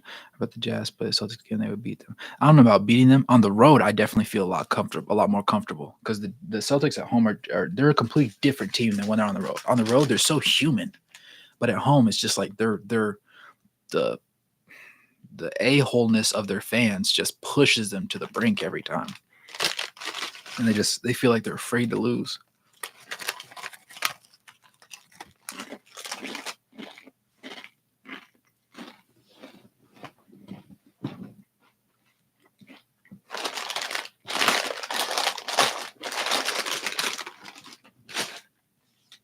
Sit these on the floor. Pen and pencil right there.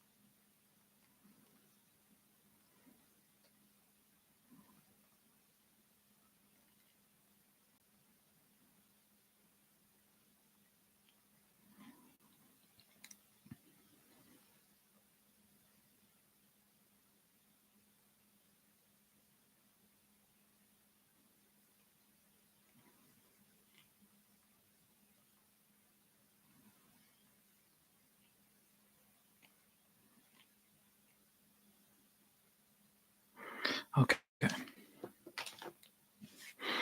What streak of W's can we get in this run? No way is he. Oh no. My fault. I forget sometimes, like if I'm down like this, like you can't tell. But no, I was on my cellular device. Nah. At that point, I'm not gonna lie, Kuzi. If I fall out like that, I'm narcoleptic. If I fall out like that, just believe I'm trying. I'm just narcoleptic. Nah, I wouldn't let that happen to y'all. Mm-mm. Not after the last time. The last time was crazy. I still refuse to go back and watch that stream. I kid you not. The 6-0 homestand would make me happy. Oh, it would make me ecstatic, Tayton. How many more games do we have at home? I'm about to pull up our schedule right now. 5-1 is 4-2, or 4-2 is more likely. Who are the two teams that you think we're losing to, or that have the highest probability of beating us? I'm about to get back into sports betting. Forget it. I'm about to get back into sports betting. It's time to bet on the Jazz every game. It didn't come out.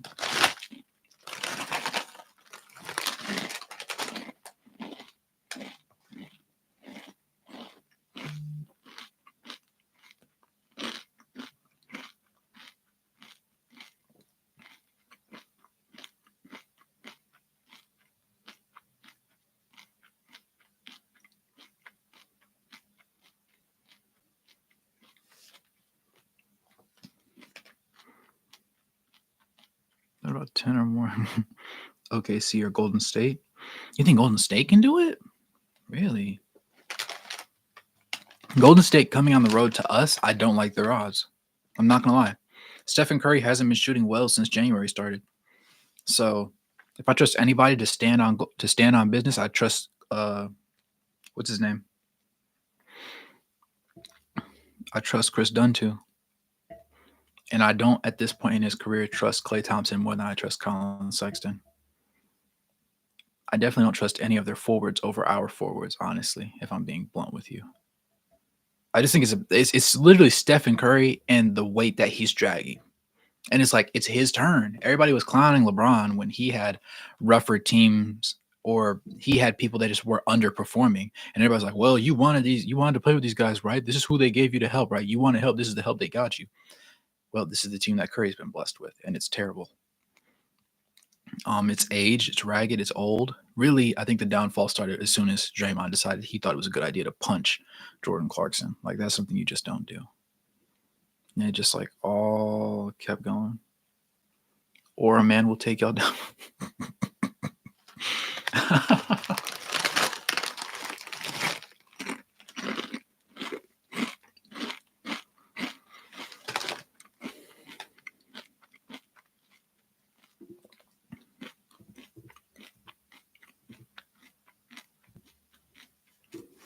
Pacers with Halliburton on the road. What are the Pacers on the road? I like us against the Lakers tonight. High key. The Thunder is the roughest game for us because the Thunder have been dismantling people.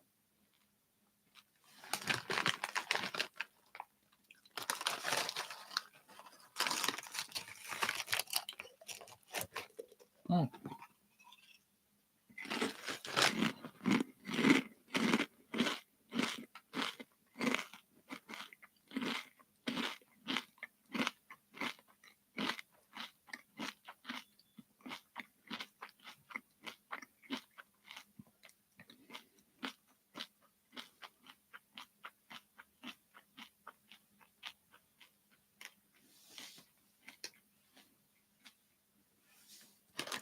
I figured out that the Jazz have guys who play roles and have an identity. Other teams just have a bunch of guys who all play the same way. Fair play. Golden State never beat us in this state. He did it with barely any threes, only 8 free throws.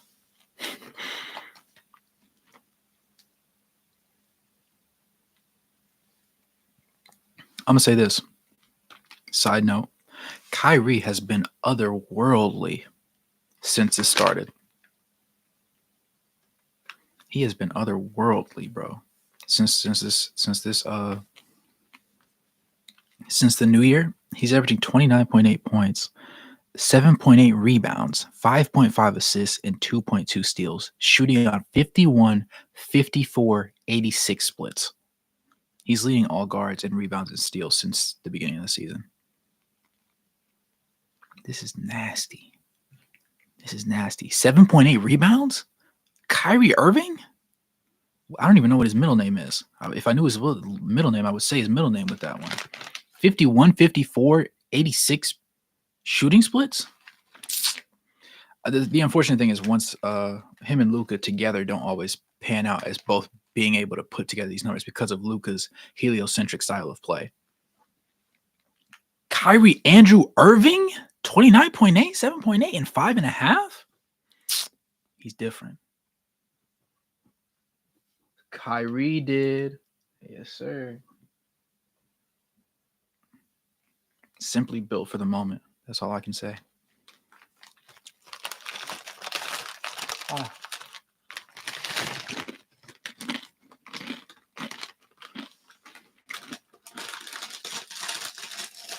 I think the rebounds is the most incredible part for him. Kyrie, I'm not having the argument with anybody. The most skilled offensive player of all time is Kyrie Irving. It's not debatable with anybody.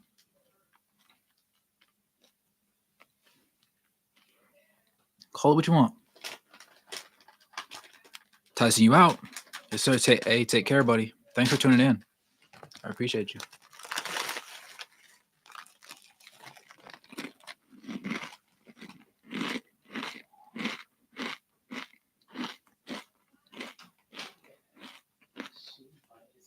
Yeah, I'll be streaming later on after the game. You already know what it is.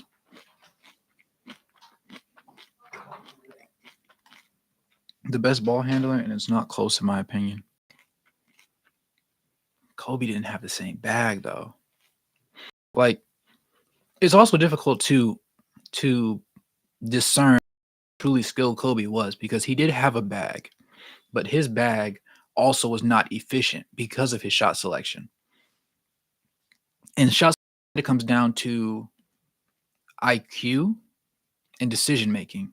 So it's a question of we can never truly understand how great he could have been if he picked his shots better. And that's a crazy thing to say about somebody. Like knowing that somebody's tough while taking terrible shots half the darn time. It's like, what if he didn't take bad shots? How many more points would he have scored? How much better would he have been? How much more impressive would people think he is? I don't know. But I'd say Jokic might be one of the best offensive players of all time. Yes, Jokic is already. And it pisses me off. What kind of shot is that? What kind of shot is that? Watching him dismantle the Lakers on television last year was absolutely insane. Because it wasn't like he was saucing anybody up. This man was getting hit with 100% smothered defense, hand in the grill, everything. He said, I said, "Oh my god." Over and it wasn't once, it wasn't twice, it was like 7 times. Bro, in a 4-game series, I wasn't even mad when the Lakers got swept. I was hoping they could steal one, but I was like, "Golly, this man is different." And then you had Murray. His first name is escaping me right now. Somebody help me out. Jamal Murray. You had him playing like he was the best point guard on the planet all of a sudden. I was like, hold on, is he actually like that? Like I knew he was like that, but is he really like that? And they were playing like the best 1-2 tandem I've ever seen touch a basketball court.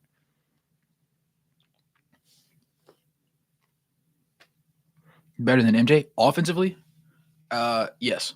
Yes. Because when I think of most skilled, I think if I take your bag, your shot making ability, your movement patterns, right? Your dribbling, your shooting touch, all that stuff, anything you're passing, anything offensively. If I were to take all of that and put it into different players' bodies, how good would they perform? And that's why I hate when people sit there and say Kevin Durant is the most skilled player. He's 7 foot, he has a tween, he has a cross, and he has a mild spin move. That's not impressive to me. Is he a great shooter? Phenomenal shooter. But I'm sorry. I'm sorry. He's never had to be the guy that's been the system player. He's never had to take the LeBron type of caseload. So if anybody's going to argue with me and say that, oh, so-and-so's a better offensive player than Kyrie at this point in the league, you're going to have to say somebody like a LeBron or a Jokic because they're better passers than Kyrie. And their shooting splits, LeBron at this point is better, like shooting from the floor or just in general from across his career. Not saying than Kyrie. I'm still picking Kyrie to shoot a 3 over LeBron. Side note. But LeBron's making a pretty strong case for himself this year specifically. But it's just a thing of like, if this is the thing that I try to say. If you take Kyrie's handle package and you give it to somebody in Kemba Walker's body, right? If you put Kyrie's skill set in Kemba Walker's body, what's he doing? Getting buckets. You take Kyrie's skill set and put it in somebody Kevin Durant's body, he's killing people. He's killing people. People will die on the floor. Like audibly, ankles will be twisted. People will be falling all over the place, getting stepped on, getting bullied, all that.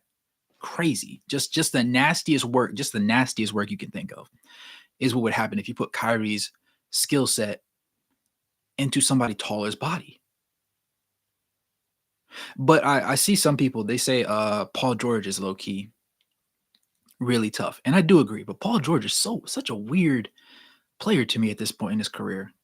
Like maybe it was the leg injury, but like ever since he was Indiana Paul George, he hasn't looked the same.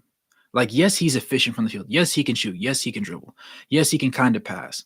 But yes, he's great defensively. But it's like in my head, I look at Paul George and his measurables and his intangibles, and I say, this guy should be a number one option on some team.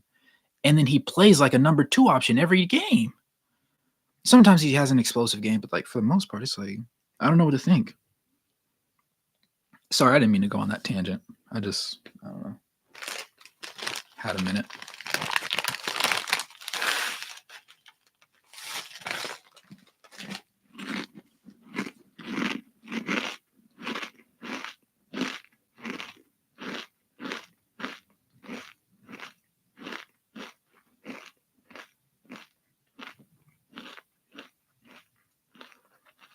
Jokic might be better than MJ offensively.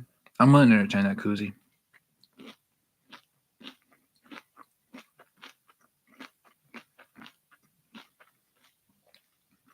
I'm willing to entertain that.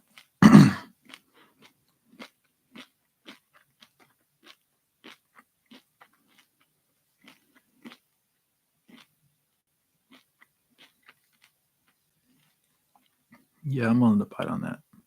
I don't know.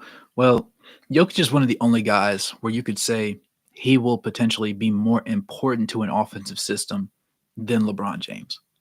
Because Jokic is the only guy that's been able to replicate roughly what LeBron did in his career. LeBron was the offense. The one thing that I say about, and the reason why, for me personally, LeBron is my personal greatest of all time player, is because Yeah, people aren't ready. Nah, putting Kyrie's skill set into Wemby would be disgusting. Absolutely disgusting. You know how bad he would do people? And then you would allow him to dunk. Side note, you would allow him to dunk and catch lobs. Crazy. Literally 2K? Absolutely. Like,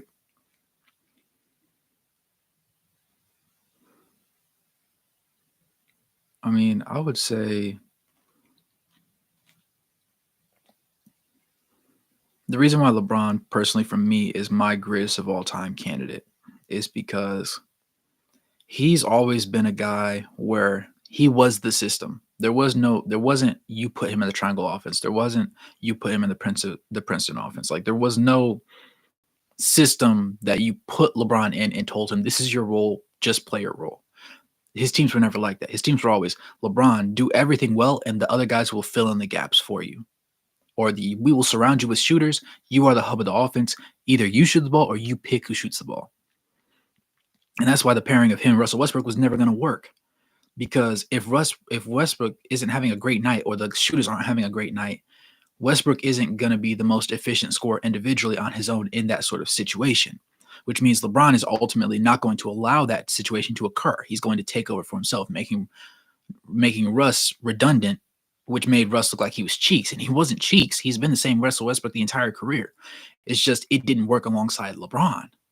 That's why Kyrie could work alongside LeBron because Kyrie was more of a shooting guard scorer. So you had somebody that was going to facilitate, but could also defer to somebody who could also score and play make almost just as good as he could or shot make better than him at the time when they were in Cleveland together. And it's like, to me, when I think greatest of all time, I think beyond accolades and everything. If I were to do a fantasy draft of every NBA player ever selected in history, and I said, okay, I'm going to, you're only going to you're guaranteed one person, right? You're guaranteed one player. You don't know who else is on the team. It's going to be completely randomized. You have no clue who you're going to get. But you say, all right, you're going to pick one player to lead your five. I'm picking LeBron. Because what if I have weak rebounding? I can have a LeBron rebound. What if I have weak playmaking? I can have LeBron playmaking. What if I have weak shot making? I can have LeBron shot making. What if I need a screen and roll situation?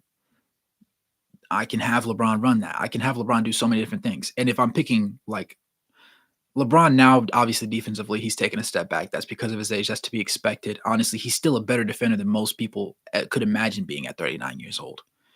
Like his longevity is honestly insane. But like in his prime and even in his Cleveland days, like his second stint in Cleveland, not even the first one, in his second stint in Cleveland, he to me was still a great defender.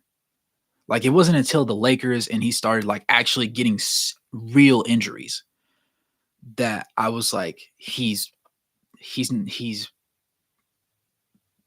the best anymore, you know? And so it was a thing where it was like, if you take LeBron's best self, you take MJ's best self, you take Kobe's best self, you take Wilt Chamberlain's best self. I mean, I don't really put Wilt Chamberlain in there too much. All right, Carter, I appreciate you, man. No, I really appreciate you. You did a lot today. Yeah, almost deep point. LeBron has been a great player in general. Just like if you think of any all-time great player, you take them at their peak. I'm taking LeBron over everybody because if I don't know, now if I know who my other four are, that changes the question because then I can tailor that specific pick to who everybody else is. So if I have a great facilitator, if I have a great rebounder, then I'm more likely to go with a scorer, like more of the MJ Kobe type style kind of person. You know what I'm saying? But if I look across the majority of their career, like who has the longest peak era, LeBron has had a really good peak, like a great peak, so much so that he's reinvented his offensive game so that he could last so long. And then he really didn't get poor defensively until he was on the Lakers. And he wasn't even poor when he first came to the Lakers. It was after that initial injury that like really derailed the season. And then after that, it's just kind of been he's great in spurts. So he's not overall, I think he's a slight negative on the defensive side of the ball. Now, That said, I would still if we're taking all-time great players at their peak, and I have no idea who else is gonna be on the court alongside them, I have to go LeBron because he does so many things well. He's done so many things well for such a long time. It's otherworldly, the fact that he can do these sorts of things. The only person that I would really say would make me think about it is maybe like I need to see Wilt Chamberlain play, dude, because there was a point in my life when Wilt Chamberlain was my favorite player of all time. Because, like, that man, the things they say this man Wilt Chamberlain could do, a 50-inch vertical, bench press 350. We all saw how wiry he was on tape and in photos. I need to see this. Now I understand he played back in the league when, you know, segregation days. I get it. But like at the same time, imagine just taking those intangible measurables and putting it in today's league. Like imagine somebody moving fluid like Wemby before Wemby ever existed. That's crazy. But then again, every time you face Bill Russell pulled his card. So there's that too, you know.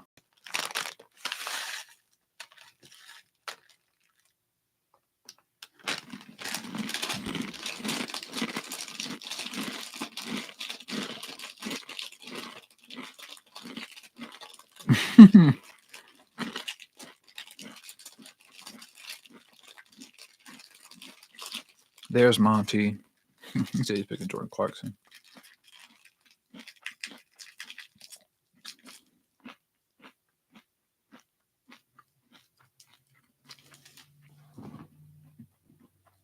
Yeah. That's why I like to take accolades out of things sometimes because, you see, that's because he came back into Cleveland. He didn't have to be an all-defense type of guy. He was still a very plus defender in Cleveland, though. That's what I said. It wasn't until after that first year with the Lakers where things like really started showing.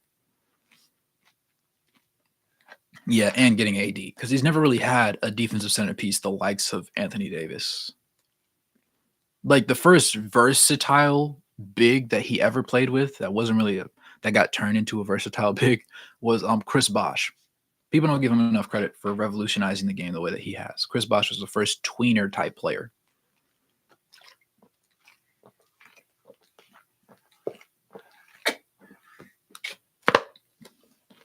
But yeah.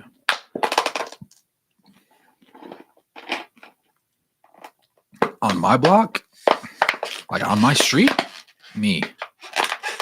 Hands down, bar none. Chris Bosh having only one All-NBA is kind of insane. It is.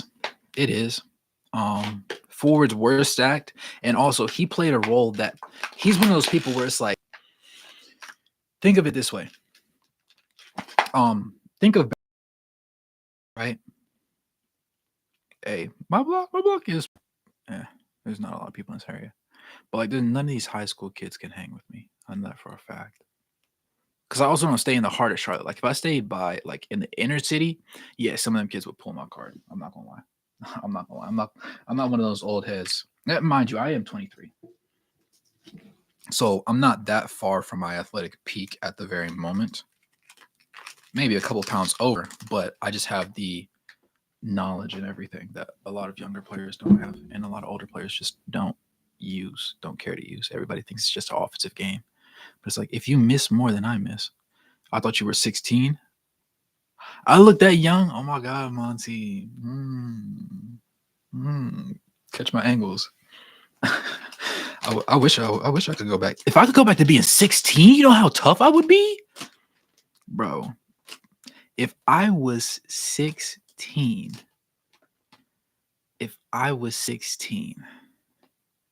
the things I would do with the things I know now.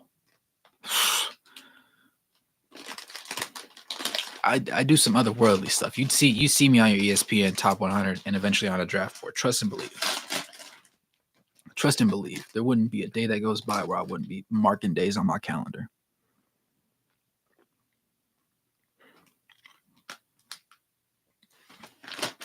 Oh yeah.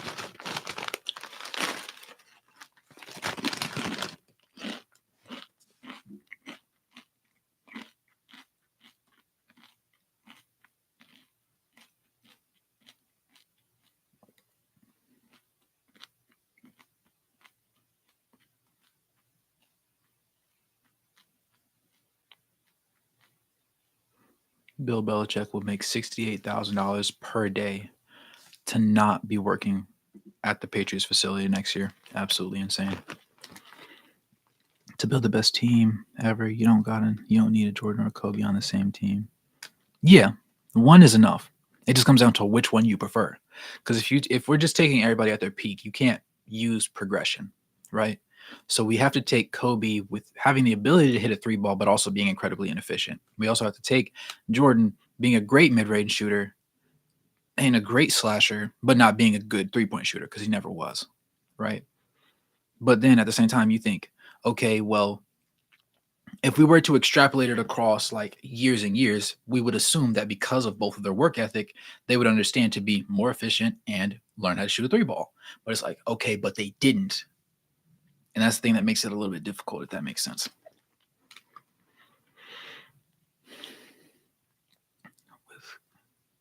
Can you make a video with clips of you eating on all the lives?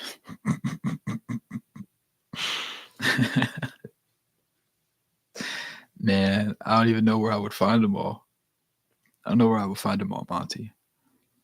So I disagree. Players having both of the same team. Yeah, fair play. Fair play.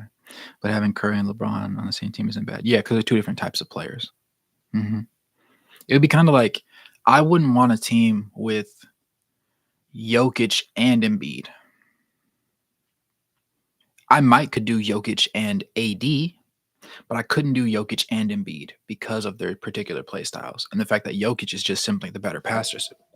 So I have to go with him. He's also by far the better decision maker. And he's less expressive and more of just Jokic is one of those guys where he's not like a vocal chatty leader. He's kind of like a Lowry Markkanen, where maybe it's an international player kind of guy, kind of thing, like an international big kind of thing, where they're not the most Embiid's from Cameroon, so I guess no. Maybe it's a European international player guy. Shea and Jokic would be tough. Kuzi, Shea and Jokic would be tough. I'm not gonna lie. Shea and Jokic? But like, I love Murray alongside Jokic. I think they complement each other very well and they get along so well. And I love that for them. But dude, you say Murray with better defense, slightly better passing, and better length. Don't get me started.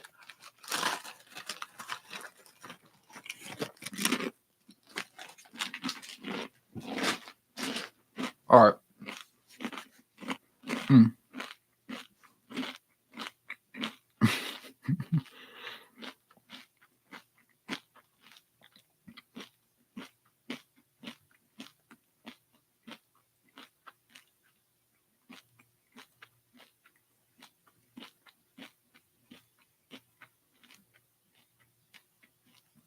Fox Jokic wouldn't be bad either.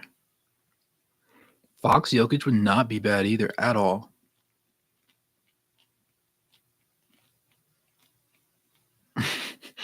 And he also makes assists to Michael Porter Never Swing the Rock Jr. though. You know. Let me pull up what's his name?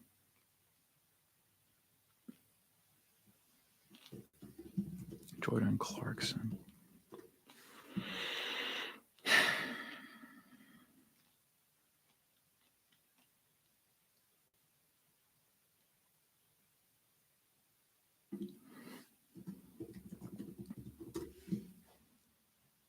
Game log.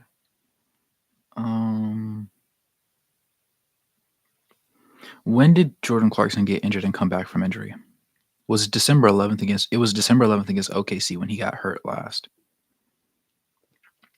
And then he came back on the 23rd against Toronto. Okay. So Jordan Clarkson game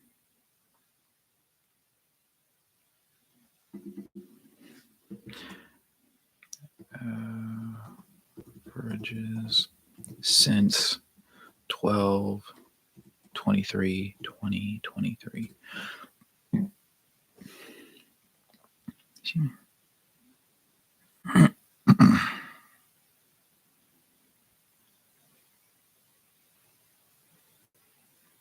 who'd be the perfect fit to Lowry? Honestly, Lowry's so movable. Ideally, you would want a longer one. Ideally, you would want a longer player, right? As the point guard position. So it's Shea. You could do De'Aaron Fox, right? De'Aaron is also a dog.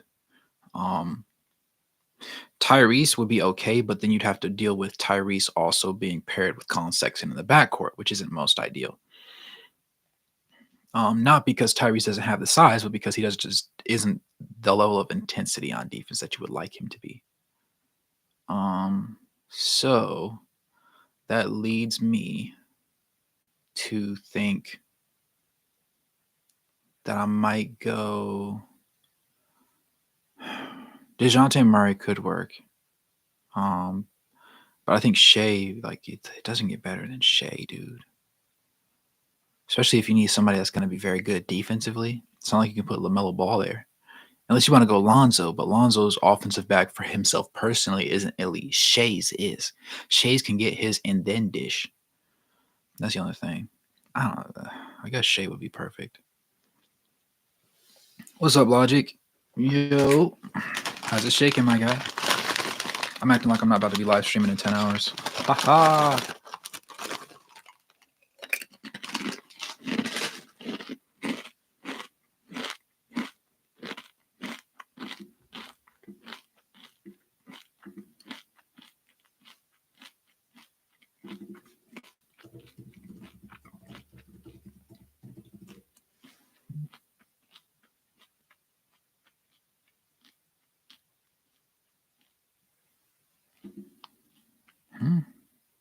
Does this math actually make sense? Hold on.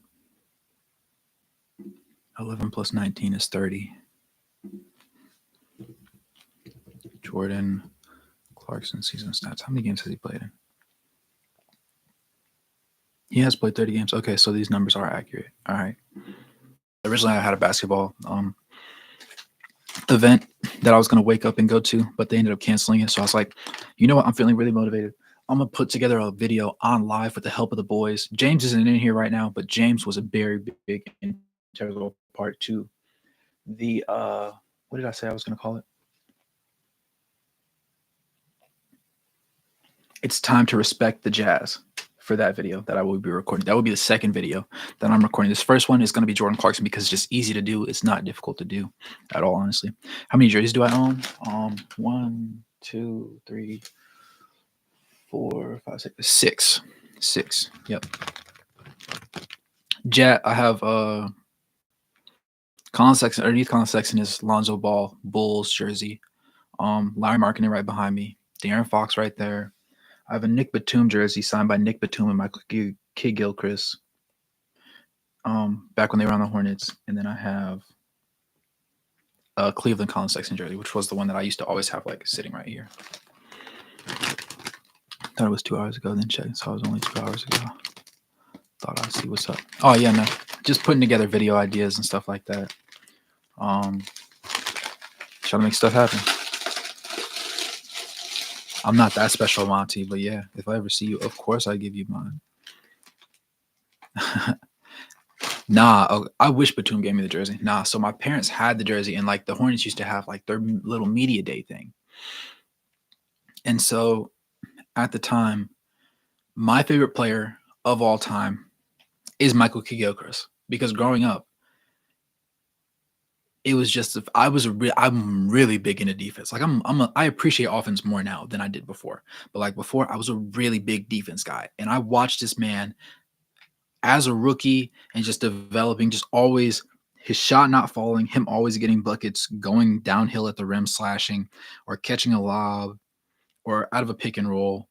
And then the other times just playing hard-nosed defense. And I also remember watching him have to guard Heat LeBron and New York Knicks Carmelo Anthony when they both gave him 65 plus points. So was it 62 and 65 each in the same week, 2 days apart? And I felt so bad for him, but that was my guy. That was my guy, right him to death. But yeah. So once they had a media day thing, I had to go and get that. I had to get it signed, and they kind of faded because I ended up putting them in my storage bin like an idiot, and I thought it wouldn't wipe off because I had the jersey folded up, but of course it just like smeared a little bit. Like I can still see theirs, but yeah, like that's really important to me because like as a youngin, that was like really big for me. He said meet and greet win. I don't know, man. I'm gonna make my way out that way soon. Yeah.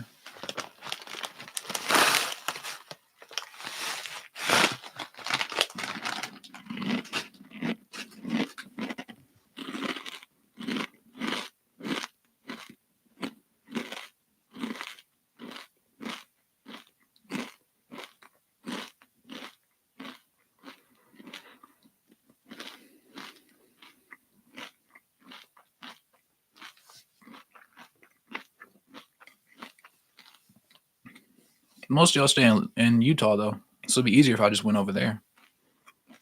Then y'all wouldn't all have to like travel out this way.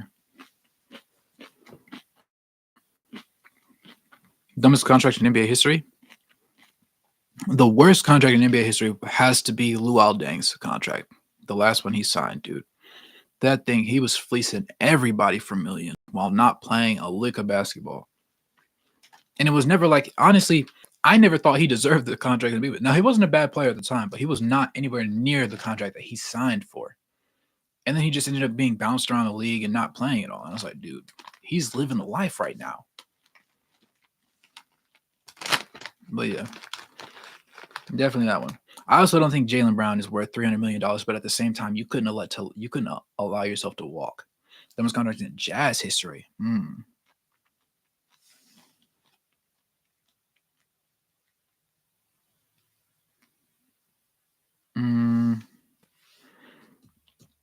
I would say I don't know in recent memory. The Jazz never really had like terrible contracts. There have been some times where you overpay, right? But there haven't been like, ooh, fair play. Overpaid Boozer. Yeah, that's fair. That's fair. But like, there was never really an egregious one where it's like, bro, what were y'all thinking? Like, I don't think there was ever like one of those. So should we trade or not? And what we need? It's tough to say. I'm not gonna lie. It how do I say? Joakim Noah on the Knicks. That was bad. That was bad. Gobert might be overpaid, but at the same time, it's like we got so much out of it. The media says that, but Gobert was whether they like. I was before I was even a Jazz fan. I was a Rudy Gobert fan because, like, despite him being overpaid to a certain extent, he brought a certain level of intensity defensively, and they needed it. And it was one of those things where it's like nobody can do what he does, so you have to pay him. You have to. If everybody's shooting an average of 15% worse at the rim, you have to pay the man. He's more important than any scorer you can have. Anybody can get a bucket. Everybody can't defend the rim like that. For Pete's sake, ironically enough, Walker Kessler is the next guy in line for it. And that's really it.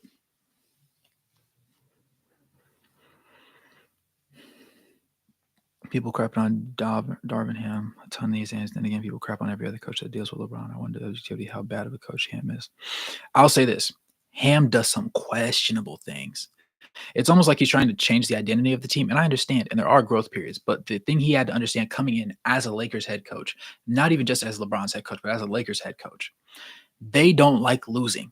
They have famous people that pay a lot of money to sit courtside at those games. You cannot sit there and lose. The string that you have to learn, the learning curve is so small. You don't have options. You don't have a lot of opportunities. It's expected that, hey, if you're going to sit there and do this, they better win. And they're not winning right now. And that's what's pissing a lot of people off. Because, like, okay, we believed in you. We gave you the benefit of the doubt. And they keep losing. And now they're like, what, 3-10 in their last 13? So, like, polar opposite of us. And it's like, okay, Darvin, I'm turning the burner up on high. The pot's boiling under your butt. You gotta lock in because you have LeBron and Anthony Davis. There's no reason you have both of them and you aren't at least a 500 club in a 10 count game schedule. There's no reason because you're losing games you shouldn't lose. And so that comes down to coaching. And so they're going to pin it more on him, but just the fact also that he has a shorter leash than most coaches do. But he knew that coming in, which is why I'm confused why he decided to go out of his way to try and change things the way that he has. Because if it didn't work, which it hasn't, it makes him look really, really bad really, really quickly, as opposed to other coaches that, have the opportunity to play bad. And it's like, oh, we didn't make the playoffs this year. It's okay. We have next year. No, this is the Lakers, baby. This is the Lakers. Imagine if Steve Kerr sat there and said, well, I guess we can go 30, 30, and 52 this year. You know what Curry would say? You know what the press would say? It's like, no, you have Stephen Curry, the greatest shooter of all time. You can't do that. You're not allowed to do that. What are you talking about? And the only time they ended up being bad was when Curry was obviously injured, and he was the heart and soul of that team because Steve Kerr is objectively not a great basketball coach. Not a bad one, but not a great one.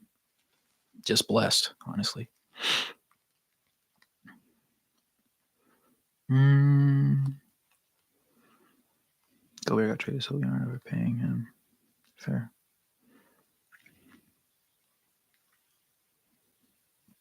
He's the reason why the Wolves are good now. Yeah. Also tag. Minnesota should have kept some of the assets. No, I'm glad we got him. I mean, sadly, our worst pick was Exum. Yeah, that was bad. He wasn't bad, just had too many injuries. Yeah, that's how it is sometimes. Some guys, those are the worst ones because it's like you believe in them, they were worth it, and it's just rough. He can't coach young players for sure. He was gifted a team from Mark Jackson. That's not, he didn't, bro. I feel very strongly about Steve Kerr not being a great coach. Like, so strongly. So much so, like, LeBron obviously allows his coaches to be afforded a certain level of slack because he can make up the difference on the court as the floor general. But he's also been willing to be coached in the past and defer. Now, there's also been times in the game where he's like, we're going to draw this play up for freaking, I don't know, like J.R. Smith. And they're like, oh, no, I got it. And then he draws up a play himself. He's done that before, right? But like Stephen Curry is much more of a calm team player kind of guy. So the fact that they would sit there and put him in this position, you're seeing the true colors of Steve Kerr. We saw it each time Curry didn't play because their winning percentage without Curry is like something crazy, like 27 or 33% of their games. And it's on a pretty decent sample size, but it's like you just can't win without Stephen Curry. That's the way it looks, which means what? If you can't win without one person on your team, you look like a bad coach because the team's more than just one player. Now, granted, he is the greatest shooter of all time, but you should have a decent backup point guard that can fill in just enough for you to squeak by ones or not get blown out of the water. And they get blown out of the water when he doesn't play. So it points to him not being a great coach. LaVine might get bought out. Really? You think so? Pisses me off. Two of the all-time coaches don't deserve it, in my opinion. Kerr and Rivers.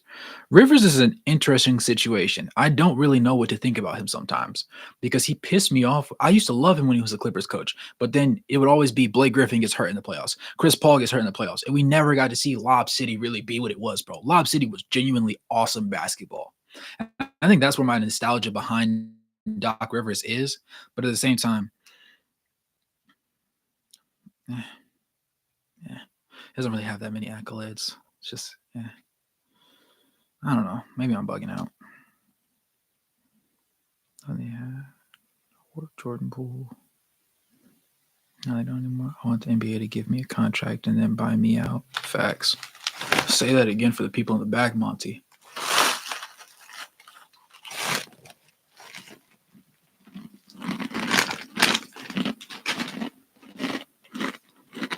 Mm-hmm.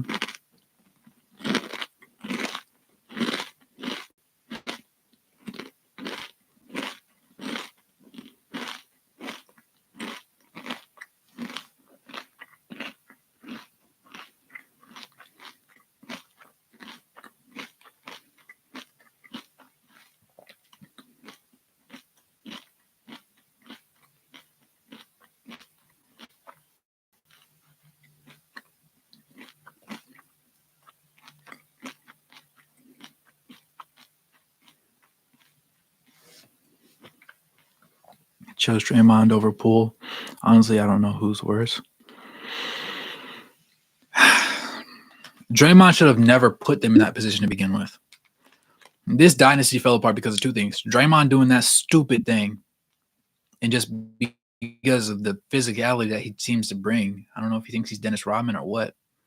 And then the way the Lakers played them last postseason.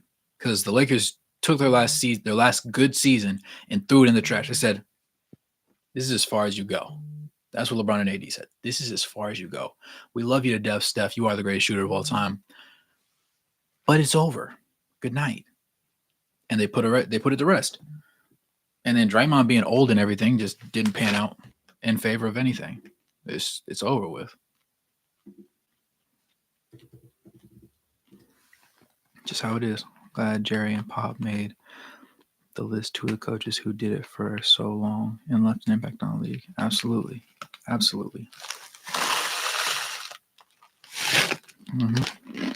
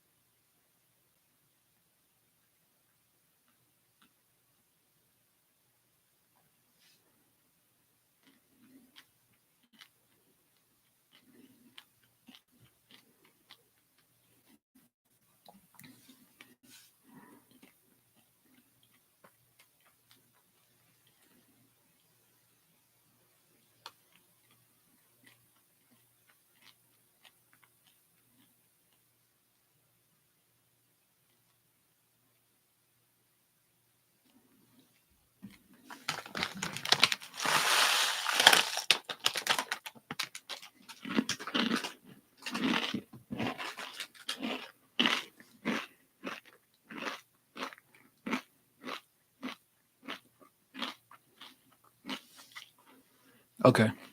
So the list of Jazz coaches just makes me sad. Fair play. Fair play. So I'm going to go ahead and set up my secondary camera and record in front of y'all, actually. I'll probably record 2 videos. A1, what's good, my guy?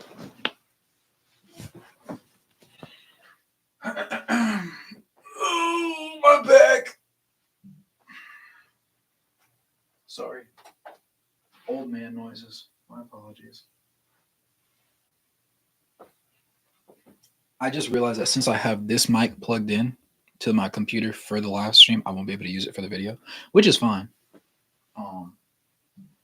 I'm going to use one of my other mics, the regular ones.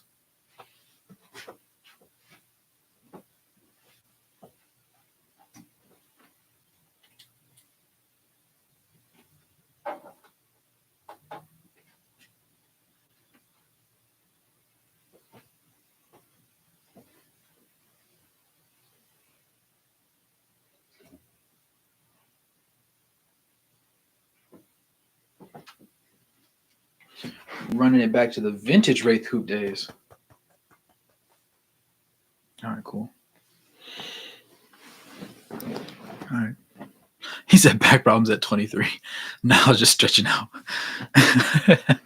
Jay never won Coach of the Year is a crime. Fair play. What are the worst issues with our team right now? Honestly, occasionally having bad shooting nights. And it seems like whenever one person has a bad shooting night, it's like 3 or 4 people do. And it's usually our top 3-point shooters that do, which is a problem, I guess. But it's been good. It's been pretty good across the board, aside from that, if I'm being honest.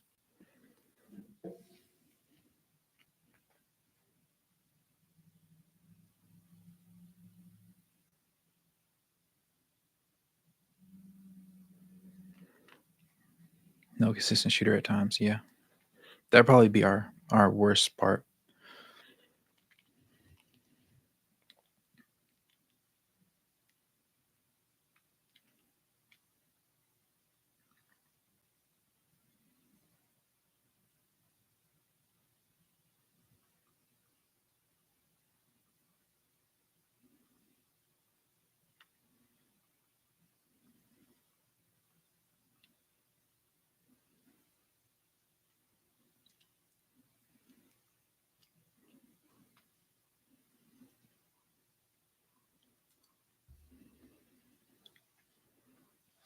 All right, so I have my Jordan Poole stats pulled up. Um,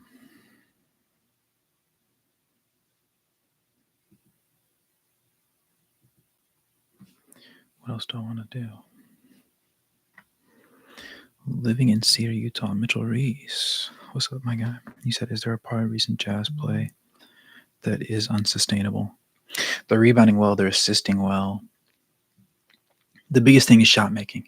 If they can continue to hit their long distance shots, they'll be fine. But the occasionally questionable games that they've had, shooting, like we've won a couple of them actually, but it's about making sure they stay cohesively locked in defensively, and then preventing bad shooting nights offensively, which are going to happen regardless. But you need to be able to mitigate as much as they can, mitigate them as much as you can. All the threes we seem to miss. Yeah, there it is. Bingo. Logic's on the same page.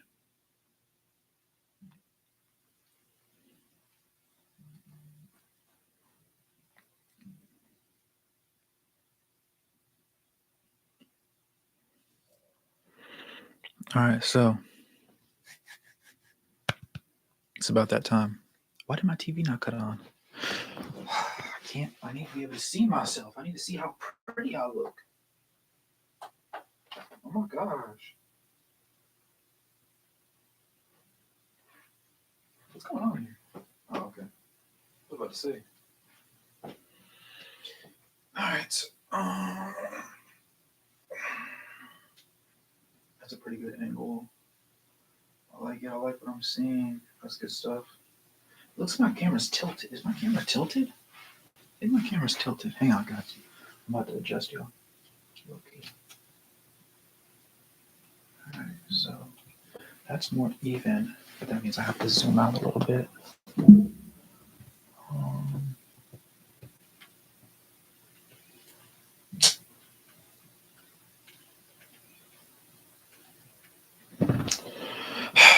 I'm going to off myself at this rate. Slide this over.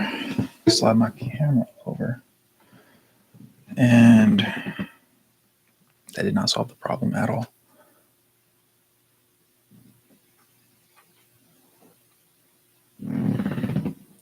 It put me in the same position again.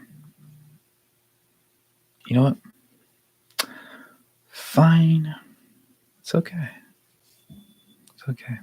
Is this my day off? Yes, actually. Yep. I didn't have a track meet for the kids today. I had their track meet on Thursday. So this Saturday I had nothing to do, which means I had time. I'm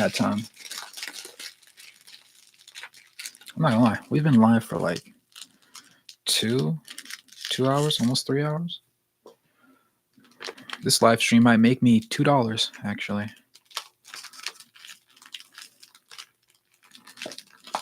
That's good. That's good. Bread is bread. Haha. And I just messed it up. Okay. I'm never up at this. Yeah. I mean, I'm usually up around this time. I'm just what you call it? I'm usually at work, or on Saturdays I'm usually at a meet. How many kids do I have? The team has 39 or 40. Yeah. Eric, haha, how's it going, my guy? Say morning, everyone. Hope the Jazz beat the Lakers tonight. All my coworkers are Lakers fans. Can't wait to rub it in on Monday morning. I understand. I understand, my guy.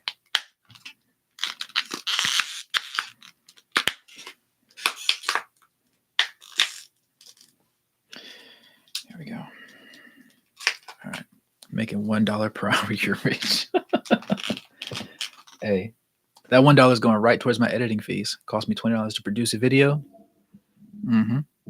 I got to start adding background music. I'm probably gonna take in a Epidemic Sound subscription.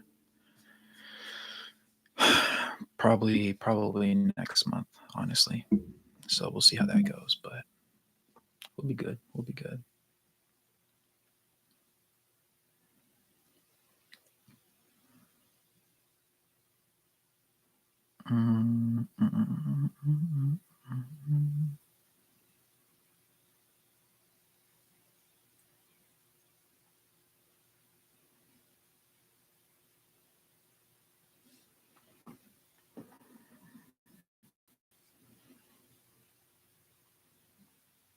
For sure.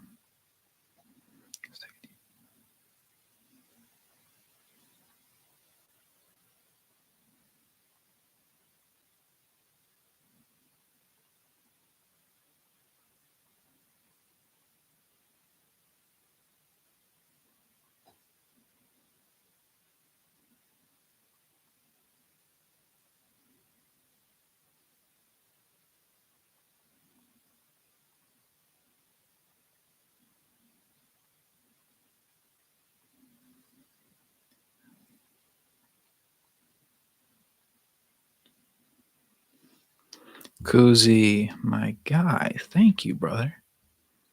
Yep, see? You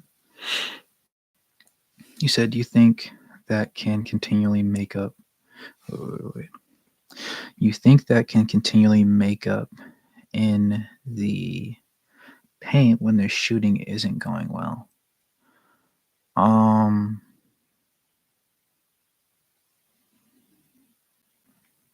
Yeah. If their defense continues to be on par with what it has been, then I would say yes. I'm inclined to agree with Logic on this one. Yes. If the defense is mediocre or poor, no, it's not a good look at all. Live by the 3, die by the 3. Very factual. Meant to say they not that, meaning the Jazz. Fair play.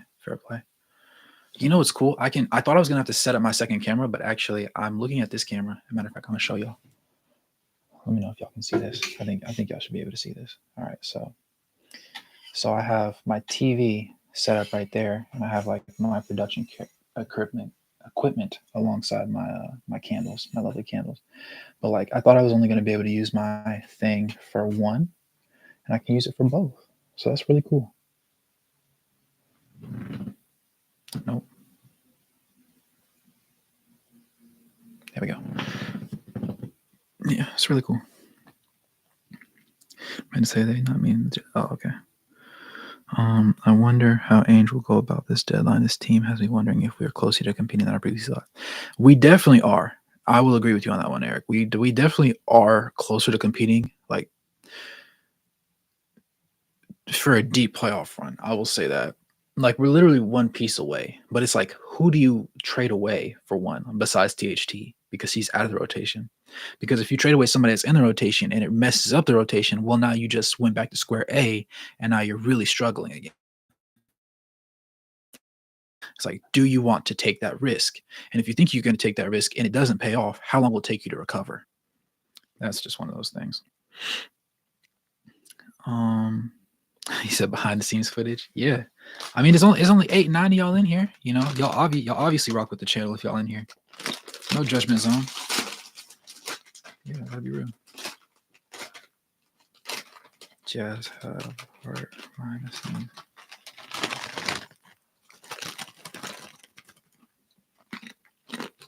This is behind the scenes footage.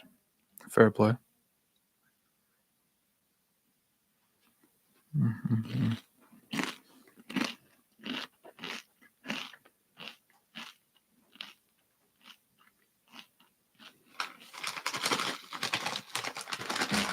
3 bags of Doritos. Because why not?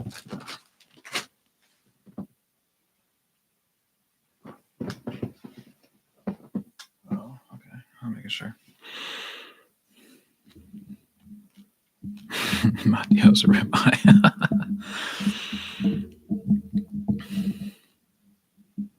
I won't. How could I? Y'all will still be there. Obviously.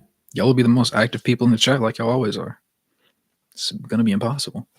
Plus, I save all my VODs, so I can always go back and look and remember. Somebody says, I was here when you had less than 1,000 subscribers. And I go back and I look at the live stream and I don't see you in any of them. I don't see you in any comment section from before. Yeah, Bucko, I told you to say hey to me. You didn't say hey. You're a liar. Mm-hmm.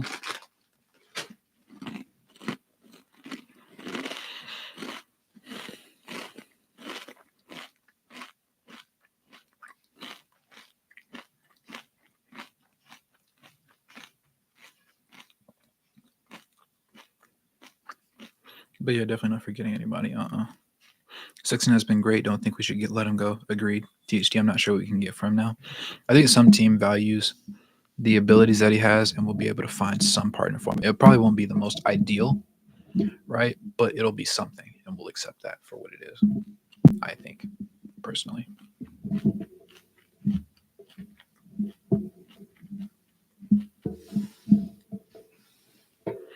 So our success at this point is despite Denver. I was here when you was. Oh yeah, Kuz, you never let me live that one down. Love the Doritos. Oh, can't get over them, man. They had so many bags. Our message is one of thousands. You won't have time to read it on the live stream. You think so? Lives have slow mode, don't they? Realistically, I would be fine if we ended up reaching a point where I had 100 consistent people in the live. If I could have 10,000 plus views on every video and like if I could get like 20-ish thousand views on each video and then you know 100 people in live, that'd be awesome. Realistically, no, the crazy thing is, hold on, let me do this math real quick. Let's say realistically you just need to make $3,000 off of YouTube, right? So if I'm an idiot, I can't count, I'm blind, I'm dumb.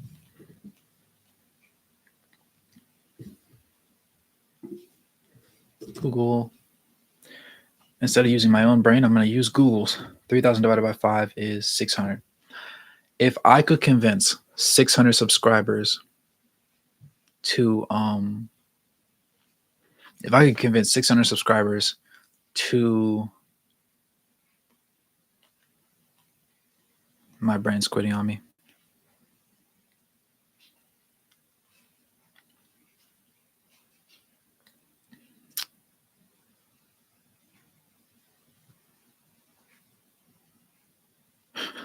Monty will never pay the ribeye back to. No, he won't. He absolutely won't. Nah, I'll still remember Monty. I'll never forget. Y'all think y'all are winning tonight? Absolutely. Make a Suns video. I got the Suns in the queue, man. I ain't forget. It's probably gonna be about it's gonna be either Kevin Durant or Bull themed. Either way, it's gonna be. I'm putting that one on the main channel though. I will put that on my main channel. Mr. Kuzi, no way the Lakers come in tonight, even when we're on the back-to-back. I'm in agreement with Eric. Eric knows what he's talking about.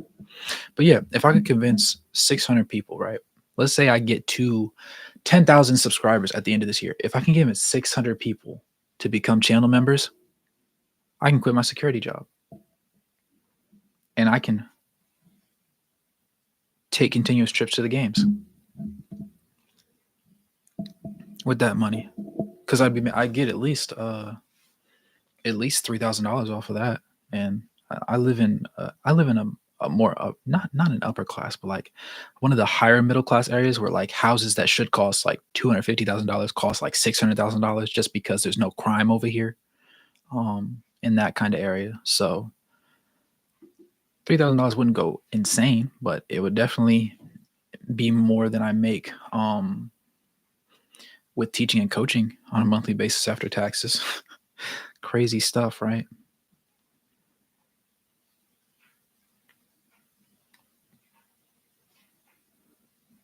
Yeah.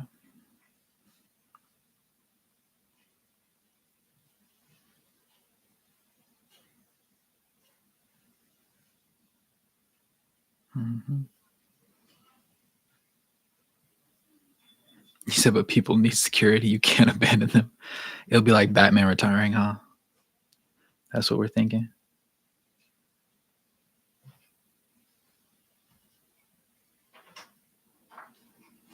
Fair play. Very fair play.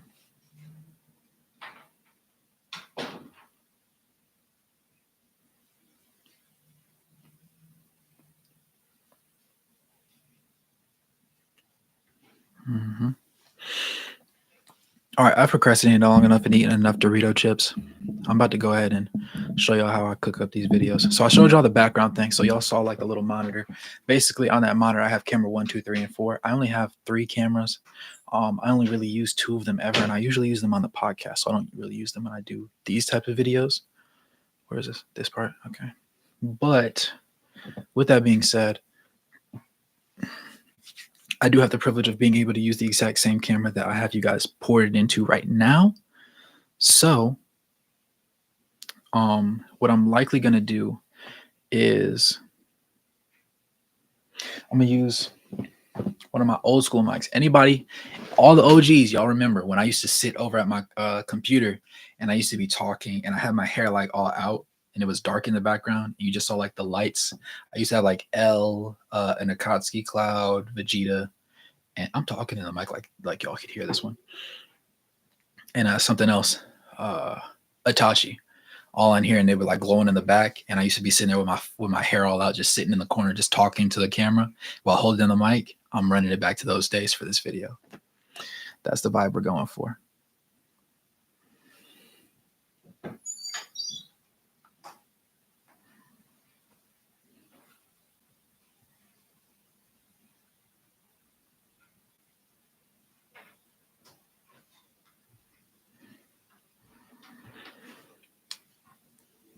I think about raising the amount of that's real logic. That's real. Don't worry about it right now, though, brother.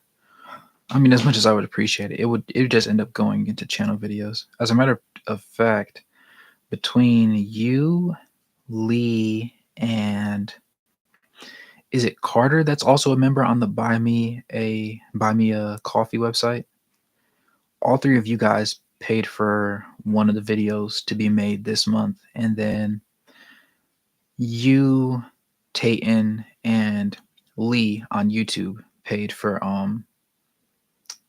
another video to be made, because all my videos cost between like $15 to $20 to make. So really, the first thing that I do with y'all money is pay it out to my editor, high key.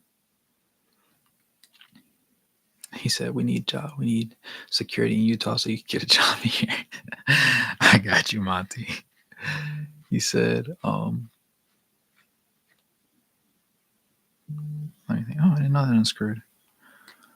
We said, we need, where did you come up with the name Wraith? Okay, so I liked ghost specters. I was thinking of something mysterious because I wasn't going to really connect my actual like in-life personality and like who I am personally to this brand. I wanted them to be completely separate. So like people that know me just in real life don't know I do this unless I really rock with them. And the other people that know me online, y'all know me. And if y'all see me in public, y'all will also know me. But other people will be like, yo, who is this guy? So basically, it won't be a Duke Dennis kind of thing where like if Duke Dennis goes into a random mall, kids are gonna recognize him and just like swarm him, and then people that don't know him are gonna be like, oh, I should probably go talk to this guy because apparently he's famous. I didn't really care for that. I just want the calm little like conversation, like yo, like even if I don't know who it is, I'm gonna interact with them, like kind of thing.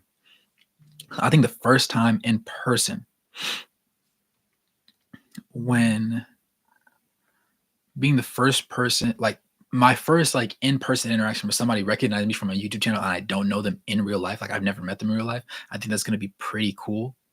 But like I wanted it to be like a mysterious kind of like calm little like, and I was thinking of different names because like I literally went on Google. I kid you not. I'll do it right now, as a matter of fact. Google. Uh, Ghost synonyms. And there's like specter, phantom, spirit, soul, shadow, apparition, Phantasm. Yeah. There's a couple more. But like between all of those, I almost did Spectre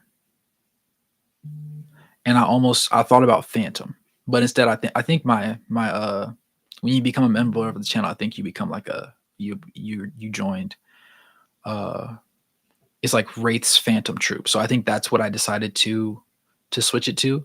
But I felt like Wraith would be low key like really good to do. And so it was like Wraith, it has to be basketball related because it's a basketball channel. I was like, Wraith hoops, Wraith basketball takes. No, I'm gonna have something that like it rolls off. It's simple enough. It doesn't have to roll off the tongue, but it has to be simple. And I was like, Wraith hoops, boom, there we go. And there it was. Wraith hoops was born.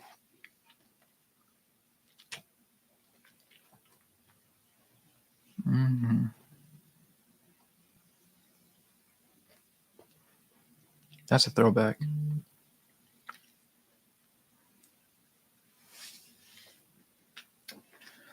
But with that being said, gentlemen, it is showtime.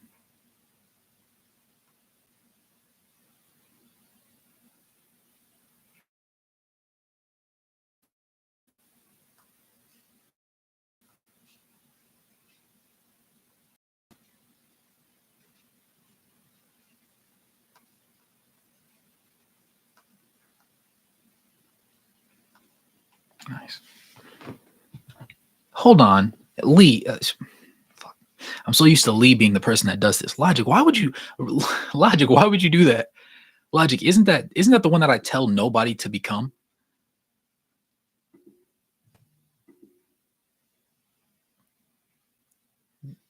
Logic, that's literally the one I tell people to. Isn't that the one that's like $24? Logic, you did not need to do that. You did. I appreciate it. Don't get it twisted. I definitely appreciate it, but you definitely did not need to do that. I actually have to go into my settings and actually look at this now because what did he just sign up for? It's so obscure. I don't even know what he just did.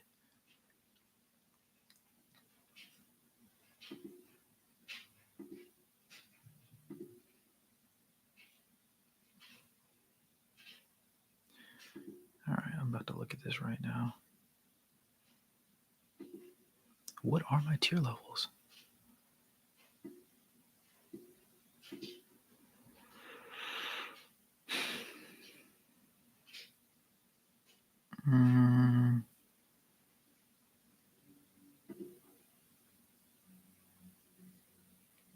Okay, so I have Wraith's Phantom Guard, which is $7.99, which I ended up getting like $5.69 out of. YouTube takes like $2.50. Then I have Race of the Round, which is double that, which I'll probably end up getting like $9.50. And then we have you signed up for Wraiths of God, which is so okay. So this is what's going to happen now, right? Because you wanted to do that. Logic not being logical. I appreciate that for real. But now, every month, Logic, this is what I need from you. Every month, at the beginning of the month, I'm going to do a post in my members only chat. And I'm going to ask for video topics. And I need you to pick a video topic. Don't make it a terrible one, but I need a video topic because now, effectively, assuming that YouTube pays me at least 15 out of the $25 you just agreed to pay on a monthly basis,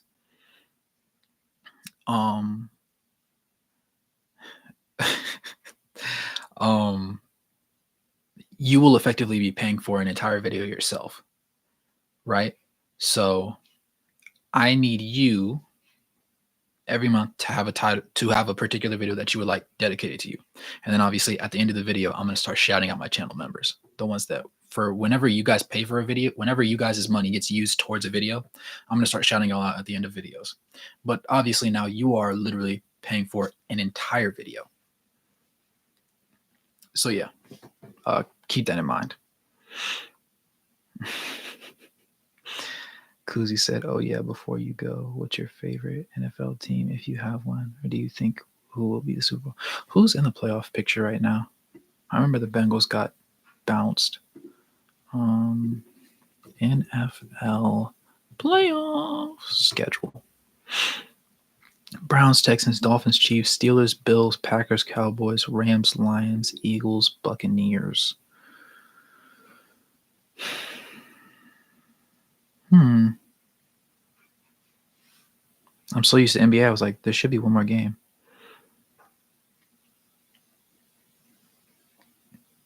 Am I tweaking right now? Where's the... Why don't I see the...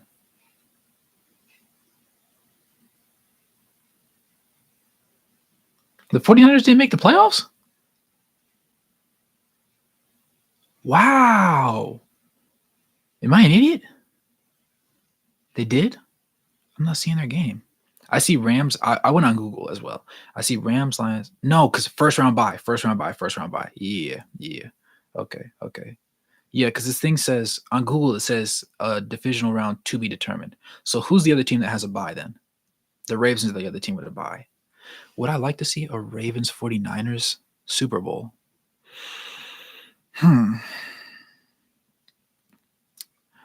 I do want to see the 49ers in the Super Bowl. I'm not going to lie. Kyle Shanahan is a beast.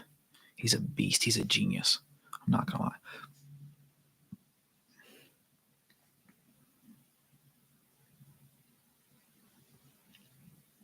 But I would say, yeah, and CMC used to play for the Panthers. So, yeah, Devo ring the feed.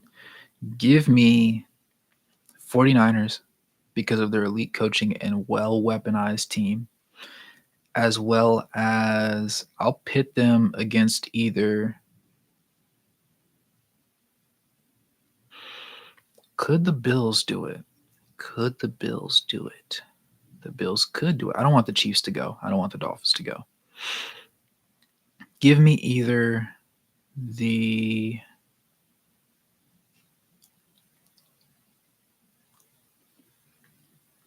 Bills or Browns. I know that's crazy to say, but give me Bills or Browns. Unless the Ravens just do it. I won't be mad if the Ravens do, right? It'll legitimize it will legitimize everything that the what do you call them? Everything that Lamar Jackson is. But I would say, if not the Ravens, give me the Browns because I love seeing an old quarterback come back and just do his thing. And that good old gunslinger is going back and back. So either him or give me the Bills. I wouldn't be mad at that. Bills 49ers Super Bowl, Ravens 49ers Super Bowl, that'd be electric. Give me Ravens. Hold on, what am I talking about? Give me Ravens.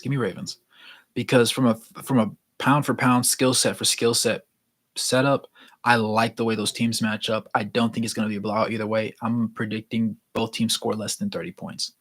High ball 27, low ball maybe 23. Going Green Way, but that's for Jordan Love being a Utah college and grew up a Packers fan. Fair play. I can't be mad at it, Logic. I cannot be mad at it.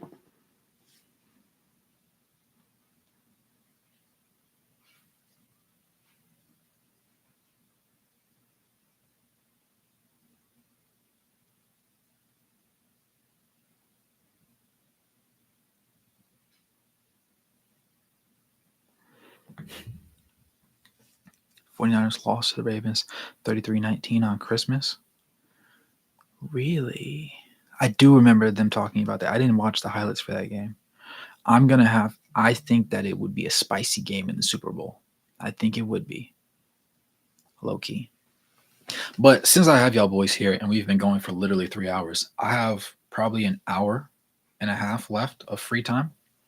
So what we're going to do is I'm going to have y'all watch me record this video. Then I will actually record the second video. And I might edit them while I'm on live. I can do that. I can't share my screen, though, since I'm already live. That's the only negative. But y'all will be able to hear the audio because I'm going to play it out my speakers and y'all hear it through the mic.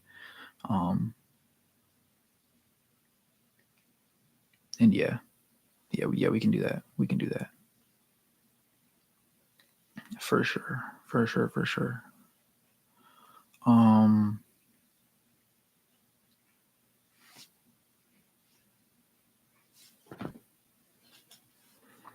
But yeah, let me go ahead and start this camera and switchboard. I think I have my storage devices already plugged in, and we will be good to go, gentlemen.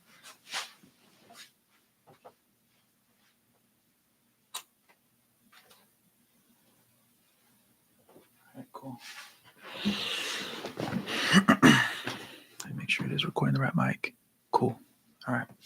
So I can see y'all in chat, but I'm gonna be looking like I'm gonna be dialed into my thingy.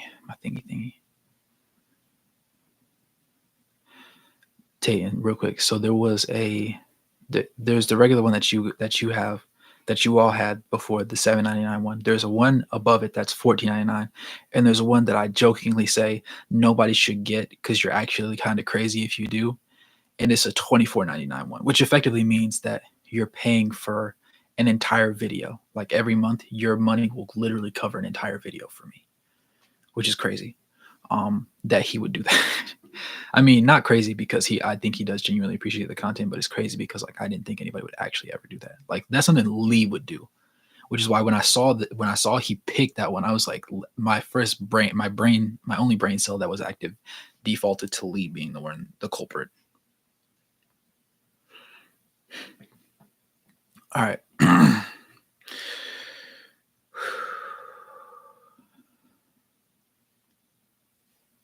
Oh shit, I need to pull up his regular stats. Jordan Clarkson. All right.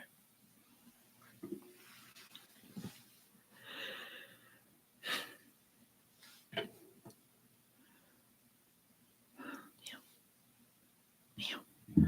right. Let me turn this one so you can still hear me. All right, cool. Jordan Clarkson has been an integral part of the Utah Jazz team for many years, starting back from the Rudy Gobert and Donovan Mitchell era. With that in mind, though, they saw him as being a Sixth Man of the Year candidate for several years and eventually winning the award and just continuing to play that role for them up until insert Will Hardy as the new coach after Quinn Snyder. And you saw Jordan Clarkson at the beginning of this season actually start at the shooting guard position. Now, he did manage to play a total of 30 games so far this season. Admittedly, he missed a couple due to injury, but 19 of those actually ended up being starts. With that being said, it was rather difficult because most of his starts did not end in the way that most people would prefer them to actually do it. He ended up in a lot of situations where he would have terrible shooting splits and have very high turnover games. And when you would pair him alongside TH2, who also got a rough start to the season, and eventually Keontae George, the rookie phenom, things really didn't go in their favor at all. And you saw a very drastic downhill spiral for the team. So much so that people thought this was going to be a very well put together lottery team. And it goes against a lot of the things that I originally believed were going to be possible for this team coming into this season. That said, this video is to commend Jordan Clarkson because he has turned the corner. Now, to set the stage for things, he started in 19 out of the 30 games. Overall, this season, he's averaging 30 minutes per game, 17.8 points, 3.6 rebounds, 5.3 assists, 0.7 steals, 0.1 blocks, and a team high, unfortunately, 3 turnovers per game. Now, he does shoot 42.1% from the field and 31.6% from the field, which is in stark contrast to the original 30 and 27% that he was shooting only a mere month ago. Now, he also does shoot 87.5% from the free throw line, and he's had 2 double-doubles and actually ended the Utah Jazz's streak of the triple-double drought. I sold. And he actually ended the drought for the Utah Jazz players having a triple-double dating back to almost 16 years to date when he got his earlier on this year. All right, so that's going to be part 1. So usually I'll clip it right there. All right. Over his last 5 games, he has come off of the bench as that six-man player, and he's right back to hitting on all cylinders as he was in the past. Now, that's not to say he hasn't had some recent poor shooting nights, because he has. But in those games, Will Hardy's done a great job of being a damage control individual and handling business and pulling him off the court so that he doesn't completely erode the team from the inside out. That being said, in the past 5 games, he's averaging 28.5 minutes, scoring 17.8 points per game, 2.8 rebounds, 5.6 assists, 0.4 steals, 0.2 blocks, and only 2.6 turnovers per game.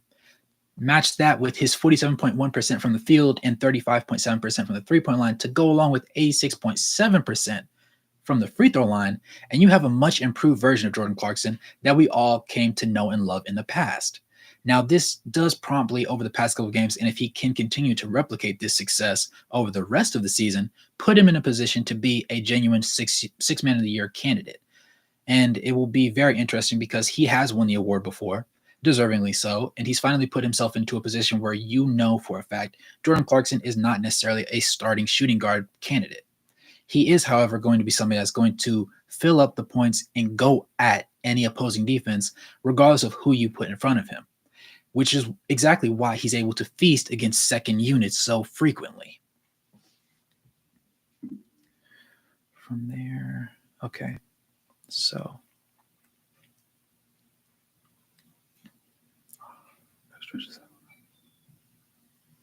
Let me see. All right.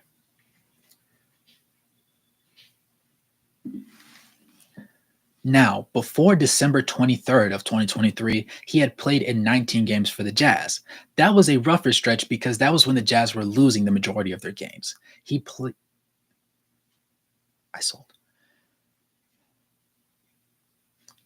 30.8 minutes per game and averaged 16.6 points, 4.9 assists, 3.4 rebounds, 0.2 blocks. I need to restart that stat line. I read it all wrong.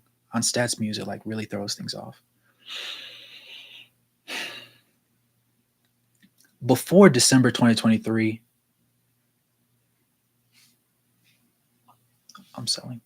Before December 23rd in 2023, he had played 19 games for the Jazz this season, averaging 30.8 minutes per match and putting together 16.6 points, 3.4 rebounds, 4.9 assists, 0.8 steals, 0.2 blocks, and 3 turnovers, which was a team high at that point.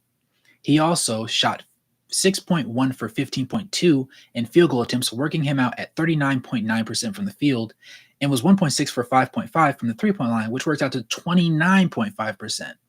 Now, he was still 83.3% from the free throw line off 3.5 attempts by hitting 2.9 of them.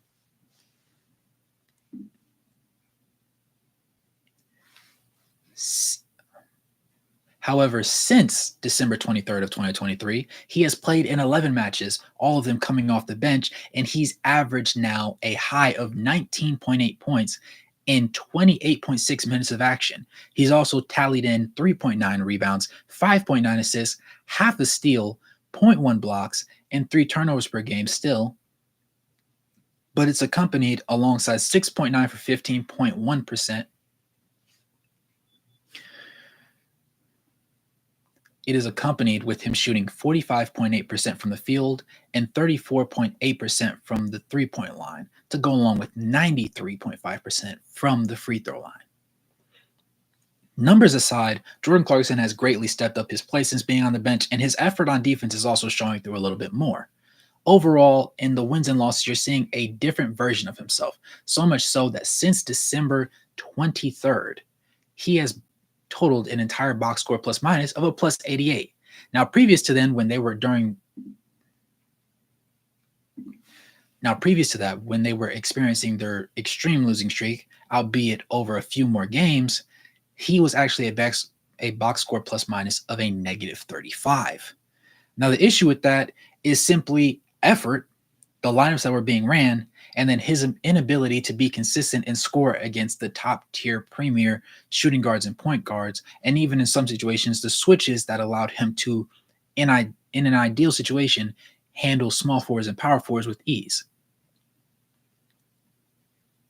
We're 9 minutes in, which means I'm really 8 minutes in, which means I need 2 more minutes.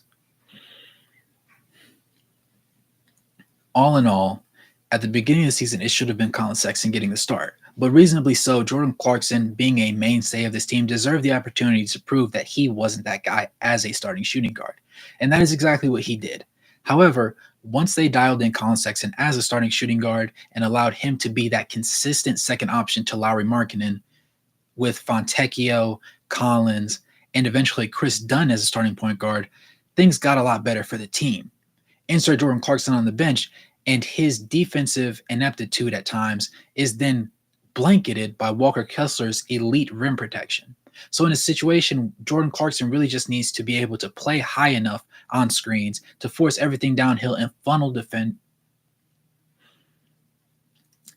offensive players towards Walker Kessler, who cleans things up at the rim. And it doesn't always result in a block, but it does more often than not result in a miss, which is very important and ultimately does help Jordan Clarkson's bottom line of his box score plus minus.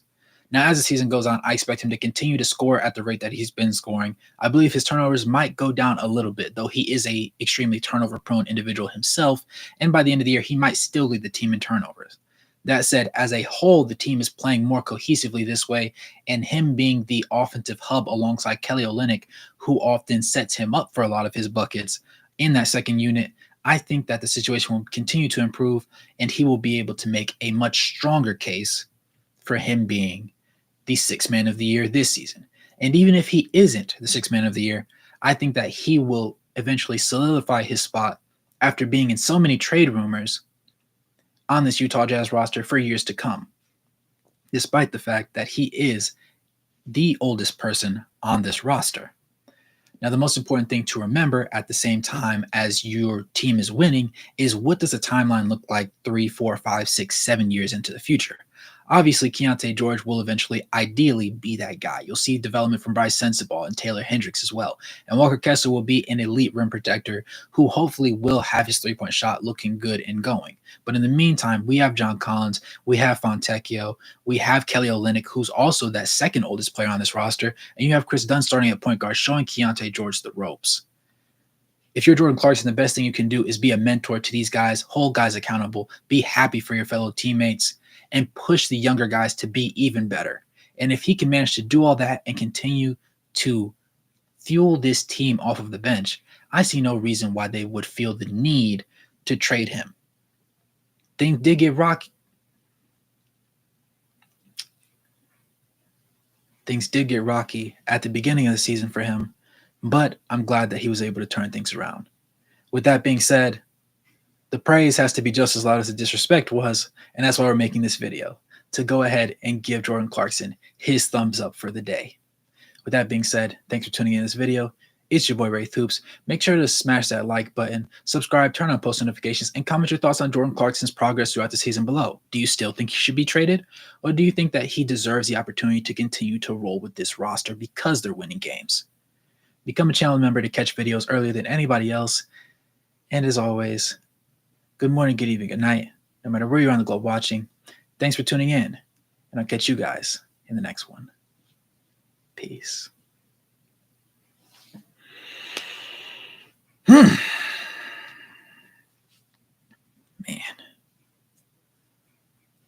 Oh, you know what I forgot to do? Shout out to Sachin for editing this video. All right. Cool. Got to remember to shout out the editor. That's part of the gang. Hold on one second, guys.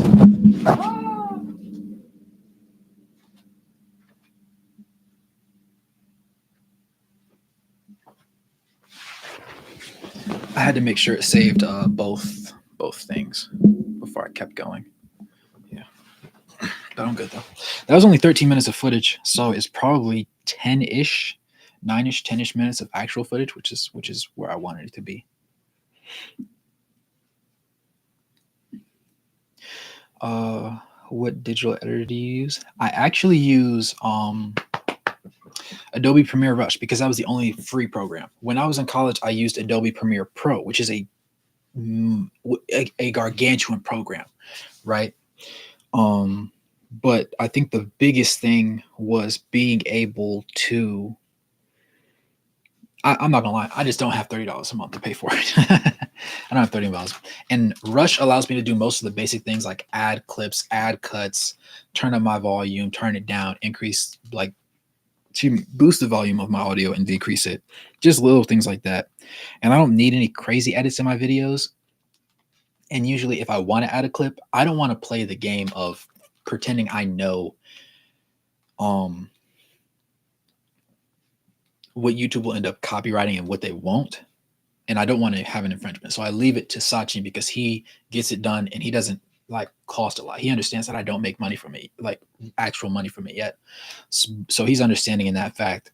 And so that's why I usually pay him like $15 to $20 per video, just depending on like how long it is and how demanding I expect it to be. Like if I have a lot of stats in a video, I'm probably going to pay him $20 because he has to make the chart for the stats. But if I say like, you know, his stats before and after the deadline, and that's it, I'm probably going to pay him 15 because I can just talk the rest of the time and he's just going to put in like little 4-second clips in. But yeah, that's the general gist of it. The reason why I did the Jordan Clarkson one first is because most of Clarkson's stuff we're already familiar with his information. So there's not really much else that we have to do. Is Adobe Rush easy to use? I need something easy for me to run. Yes, absolutely. Adobe Rush is probably the easiest program, I would say, to run if you're doing like simple video editing. Now, it's not going to do anything crazy for you, but like for the most part, it's very easy to learn. Like realistically, if you have never used it before, but you generally understand how to video edit, give yourself, just record some BS. Record a BS video or just let your phone camera run for a minute. If you have a MacBook, upload it, like send it right to your MacBook or whatever the case may be, or just use your webcam and record this like a dumb video, just you talking or whatever. Go ahead and insert it. If you right click on your audio, on your video file, it'll let you separate the audio. You'll separate the audio and then you can just fiddle around with all the little gears and gimmicks and up the audio, cut out certain parts out, you know, just do little stuff along the way. But yeah, I would definitely recommend Adobe Rush because it's the bite-sized version of Adobe Premiere, basically. And it's free. It's free, so there's no cost to you doing it.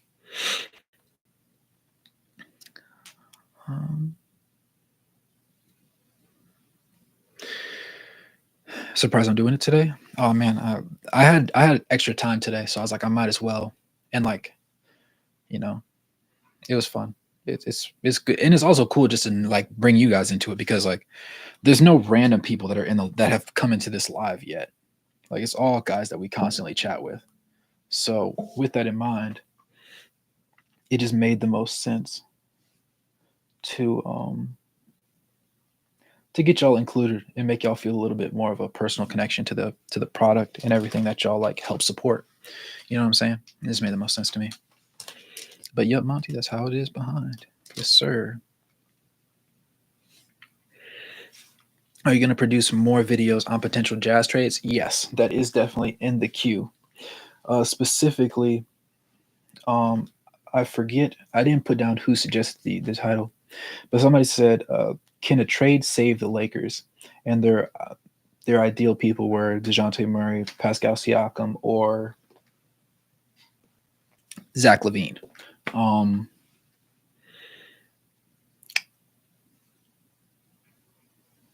don't know who else I might add one or two more people to that just to lengthen up the video. But yeah, I'm gonna do one of those. The main channel video that I still have to do is my Tyrese Halliburton one, but the next video I'm about to do is going to be the Respecting the Jazz one because everybody in the chat helped me put together the stats for that. Shout out James and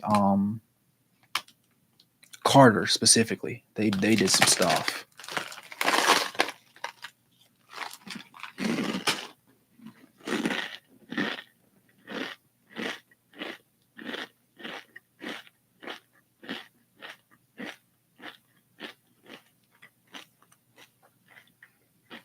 No, I'm with you on that.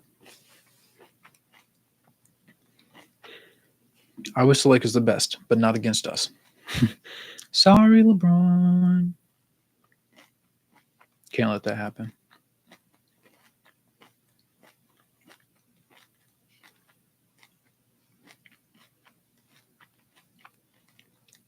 Mm-hmm.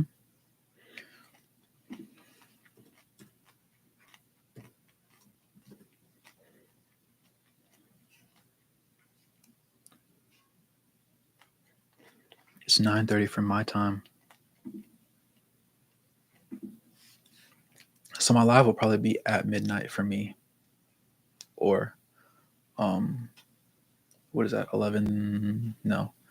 7:30 plus 2.5 hours is 8:30, 9:30, 10. So it'll probably be 10 o'clock for y'all, car wash. That said, we made some progress, right? That's the first video. That might actually be the next video y'all see, low-key. 7:30 Mountain Time for me. Fair play. Behind the scenes looks appreciated. Yeah, man. Appreciate you, dude. Take care. If you pop in tonight, I'll see you tonight. If not, I'll catch you next time. In Utah time, yeah. So then I'll probably be live at 10 p.m. your time, 10 p.m. Utah time, because it'll be midnight on the East Coast at that point. Bet. Sounds good.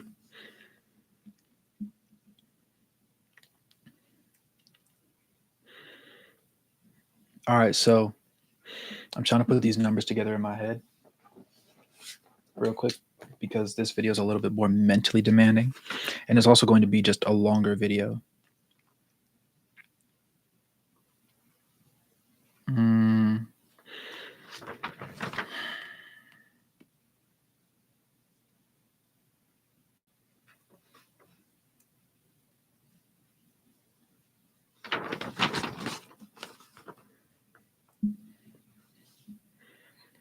Meanwhile, let me check my analytics for my old videos.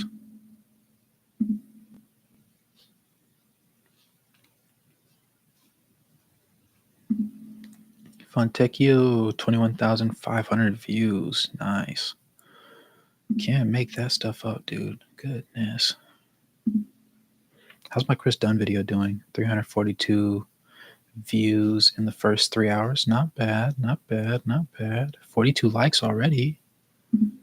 Uh-oh. Are we actually a credible source for basketball content now, guys? 551 views, 40 hours of watch time, 9 subscribers. Usually the video doesn't do that well. Oh my God. Pause. That sounded so zesty. Oh my God. The impression click-through rate is kind of low though. It's 10%. Oof. It's okay though. It's okay. We're going to see some good stuff here. Engagement. The average person is watching 4 minutes, 21 seconds. Obviously, it hasn't been long enough for me to know where most people are watching from, but plus 9 subscribers, guys. So we're doing something right. 551? What? Man, look. 8 comments. I haven't seen them pop up, so I think they're all under the same thread. That's good.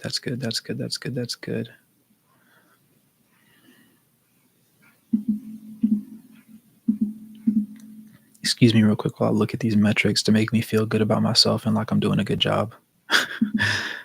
How's my other Fontecchio video doing? 4,998 views. Okay. So it's almost at 5K. That's good. 7% click-through rate. Currently at 8% for the day. That's good. I like that. We have my John Collins video at 2,450. Larry Markkinen 3,480. I'd like that to get a little bit more. The other John Collins 2,852. Okay. Nice. And then Fontecchio, of course, 21,819. About to be 22,000. Nice. 1,409 subscribers. We're doing a great job, y'all. We're doing a great job. Shout out to you guys. Let me see. Do we still have to watch the video now that we've seen the unedited one? No, but I mean, if you want to see like the difference between what you just watched and the final product, you can do that. It's only 5 of y'all in here. So like y'all got like the sneak peek preview. You feel me? What are some things you like outside of basketball? I like football too. Um, I like chess. I like anime. Really like anime. I just don't have the time to watch it like I used to when I was a kid. It was a really big thing for me. Um, just physical fitness, lifting, all that good stuff. I don't play video games as much as I would really like to, but pretty good. Um, I like content creation. I like girls.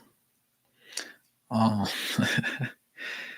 uh, soccer is good too, or football, like uh, uh, worldwide football, not American. What kind of girls?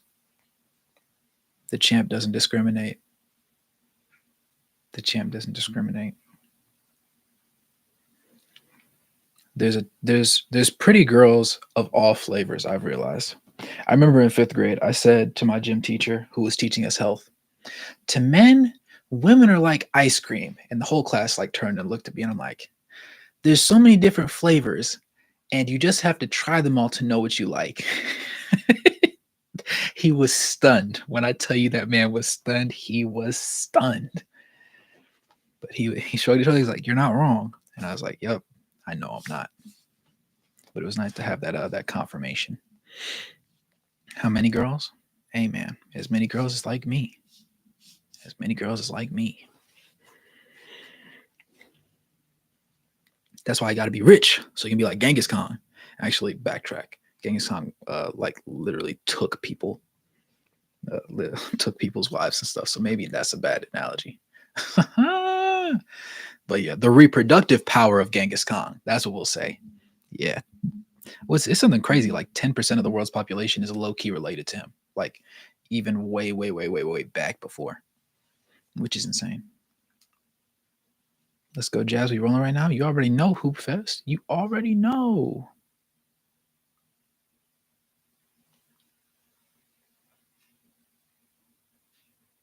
Mm-hmm.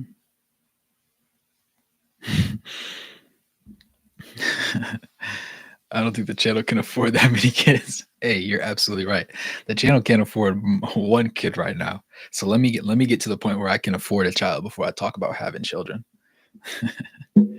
But yeah, I look. You always wanted to have an island, like have an island, and have it outfitted so that all the people I know can live on that island with their families, just in case something goes down and like the world starts, worlding and doing whatever it is that countries tend to do when they're bored and just decide to go to war. And I was like, yeah.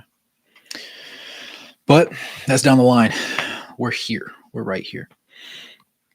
So either I can be able to afford the occasional date. That's true. That's true. We're actually in the positive this month, guys. How much have we earned? We've earned like $112 so far this month, which when I first got monetized in December, I ended up getting like $60 between the 19th of December and the end. I'm not negative right now. Crazy. I'm not overall. I'm negative. Hold on. Let me backtrack. Overall, I'm negative. Like all the equipment I bought and everything, obviously. But like even from a video editing standpoint, I made this paper. I hope y'all cannot read it. Actually, but my brother just asked for $30. I'm going to send him $30. He must need gas.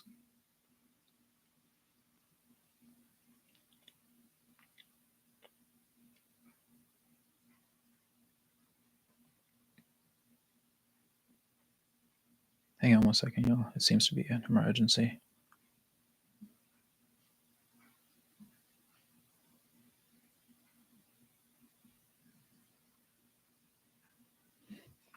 All right. So, last year, I had one editor that would make me shorts. Now I just do the shorts myself. I had, and then I have Sachin, and if y'all look in my on my main page, I have obviously my profile picture, which was made by my friend Afro. He made this one last year, really early on. and I actually had to make a second one for my main channel. So they're slightly different. You'll be able to tell because the main channel is like straight up and down. The other one, this one's diagonal. But there's that. And that was $50. But like overall this month, if I include that, I've spent $95. So technically this in January, I've made more money than I've spent. But if I look back at December, I made what I said $62, $63. I spent 40 plus 179. I spent 200 $220 basically on edits. And overall last year I spent that's kind of a nasty number. Overall last year I spent $620 on shorts and $370 on videos. So basically I spent $1,000 on edits last year. So I'm still in a negative from that standpoint. But like Monty said, we're in the right direction. Right? Every video counts, every AdSense video. We'll take them all. And the videos are actually doing really, really good lately. Like all the videos posted this year so far. Granted, it's only 3, but they've all passed 1,000 views. I'm pretty sure they're all past 2,000 views. Yeah. So we're definitely seeing some progress, right? If I clear, I'm currently in the top 8% of YouTubers because I've passed 1,000 subscribers. Once we hit 10K, we will officially be in the top 1% of YouTubers. That'll be awesome. So progress. We'll make that goal the end of this year. 10K by the end of this year. Mark it on your calendars. All 7 of you guys that are in the chat right now. 10K subscribers by the end of this year. That's how we coming. That's how we coming. I'm trying to hit 2K by the end of this month. It's possible. I don't know how likely it is, but it's possible. Like imagine if we do that though. If we do, because I'm at what 1,400 right now, right? Giveaway for the 7 of us. Everybody in the chat comment something. Everybody that's here right now comment something. So Monty's here, Kiba's here. Who else is here? Hoopfest, you still in here? All 7 or 8 of y'all comment something so I know who's here.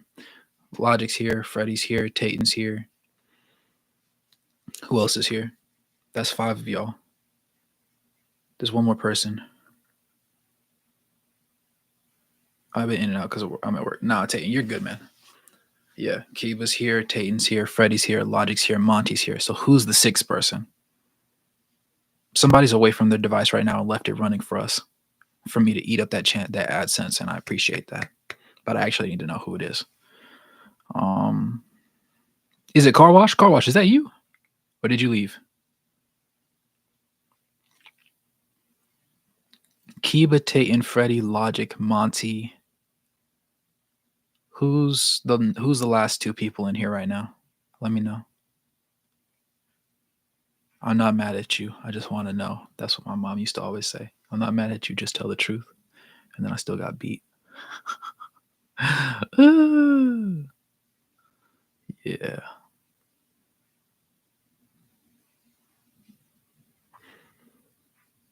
That one person is marketing actually. If that was actually marketing, I'd be sick. I'd be like, dude, go ahead and give 10 bands right now, Lowry. I'm playing. Don't do that. Don't do that. Osmo, really? Hello, sir. How are you? How are you, my guy? Hey, hang on. You came in clutch, right? Because feel me, I pull up to drop the simmer off and everything earlier.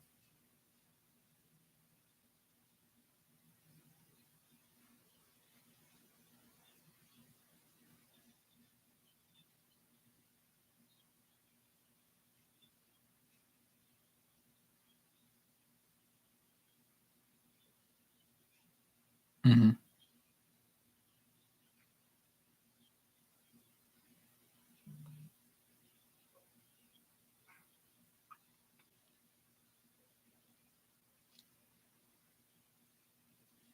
Mm-hmm.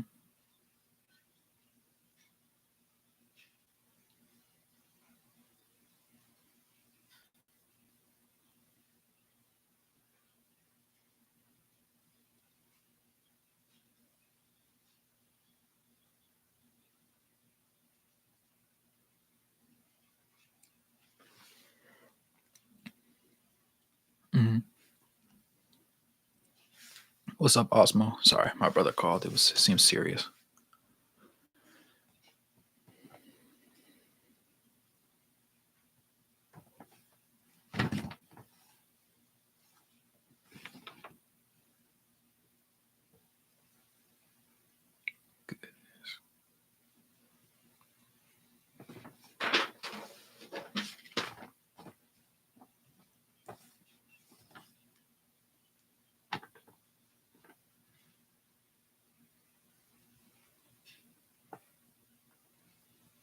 Hmm.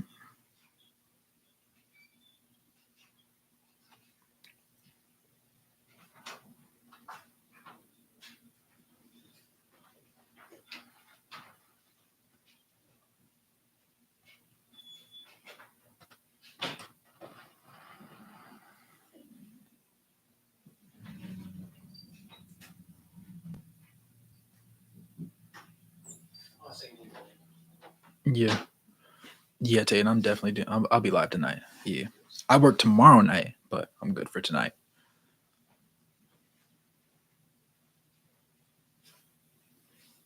How much? $4 is crazy.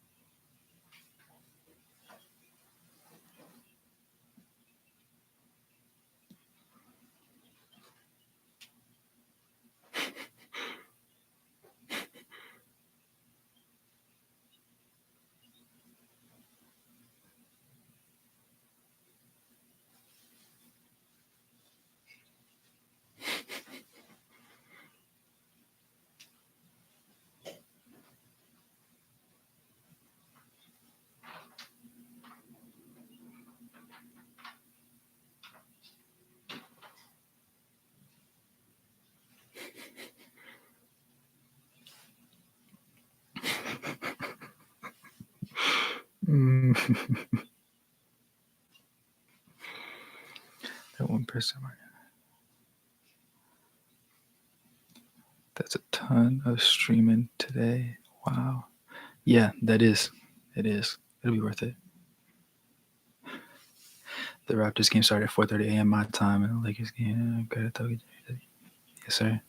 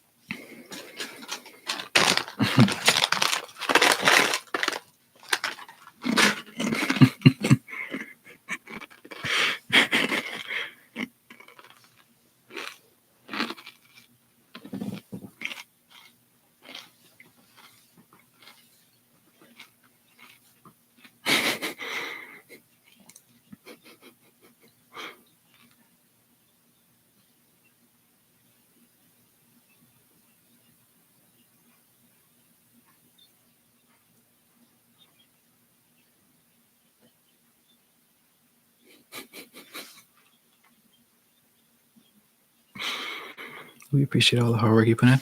I appreciate you, Tate, and Logic too. Need to see more of Bryce. Check his G League stuff out at some point. Yeah, it's pretty good. He's getting better. You play 2K? Not as much as I used to, bro. I used to be on it consistently, and now I just don't have the time. I'm not gonna lie, but it's a good not have the time. It's not like I hate what I do. Like I like what I do. I like being able to be live for like almost 4 hours now. Yeah, that's good too.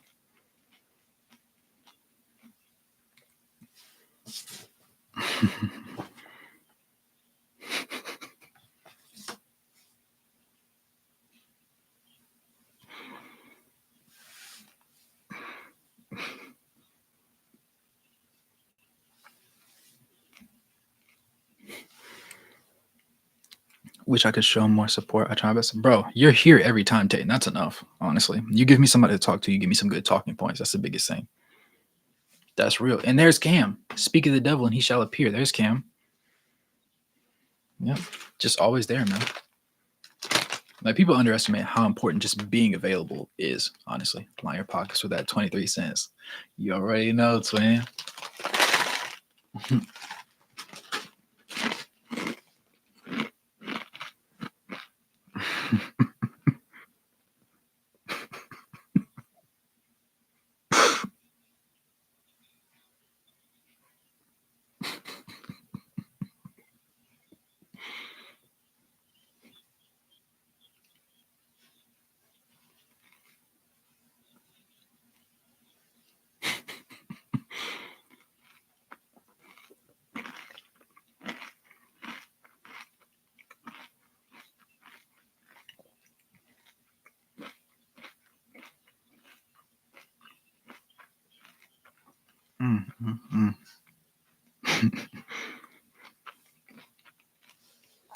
He said do some Jazz rebuilds, or maybe looking into draft that would fit the Jazz well.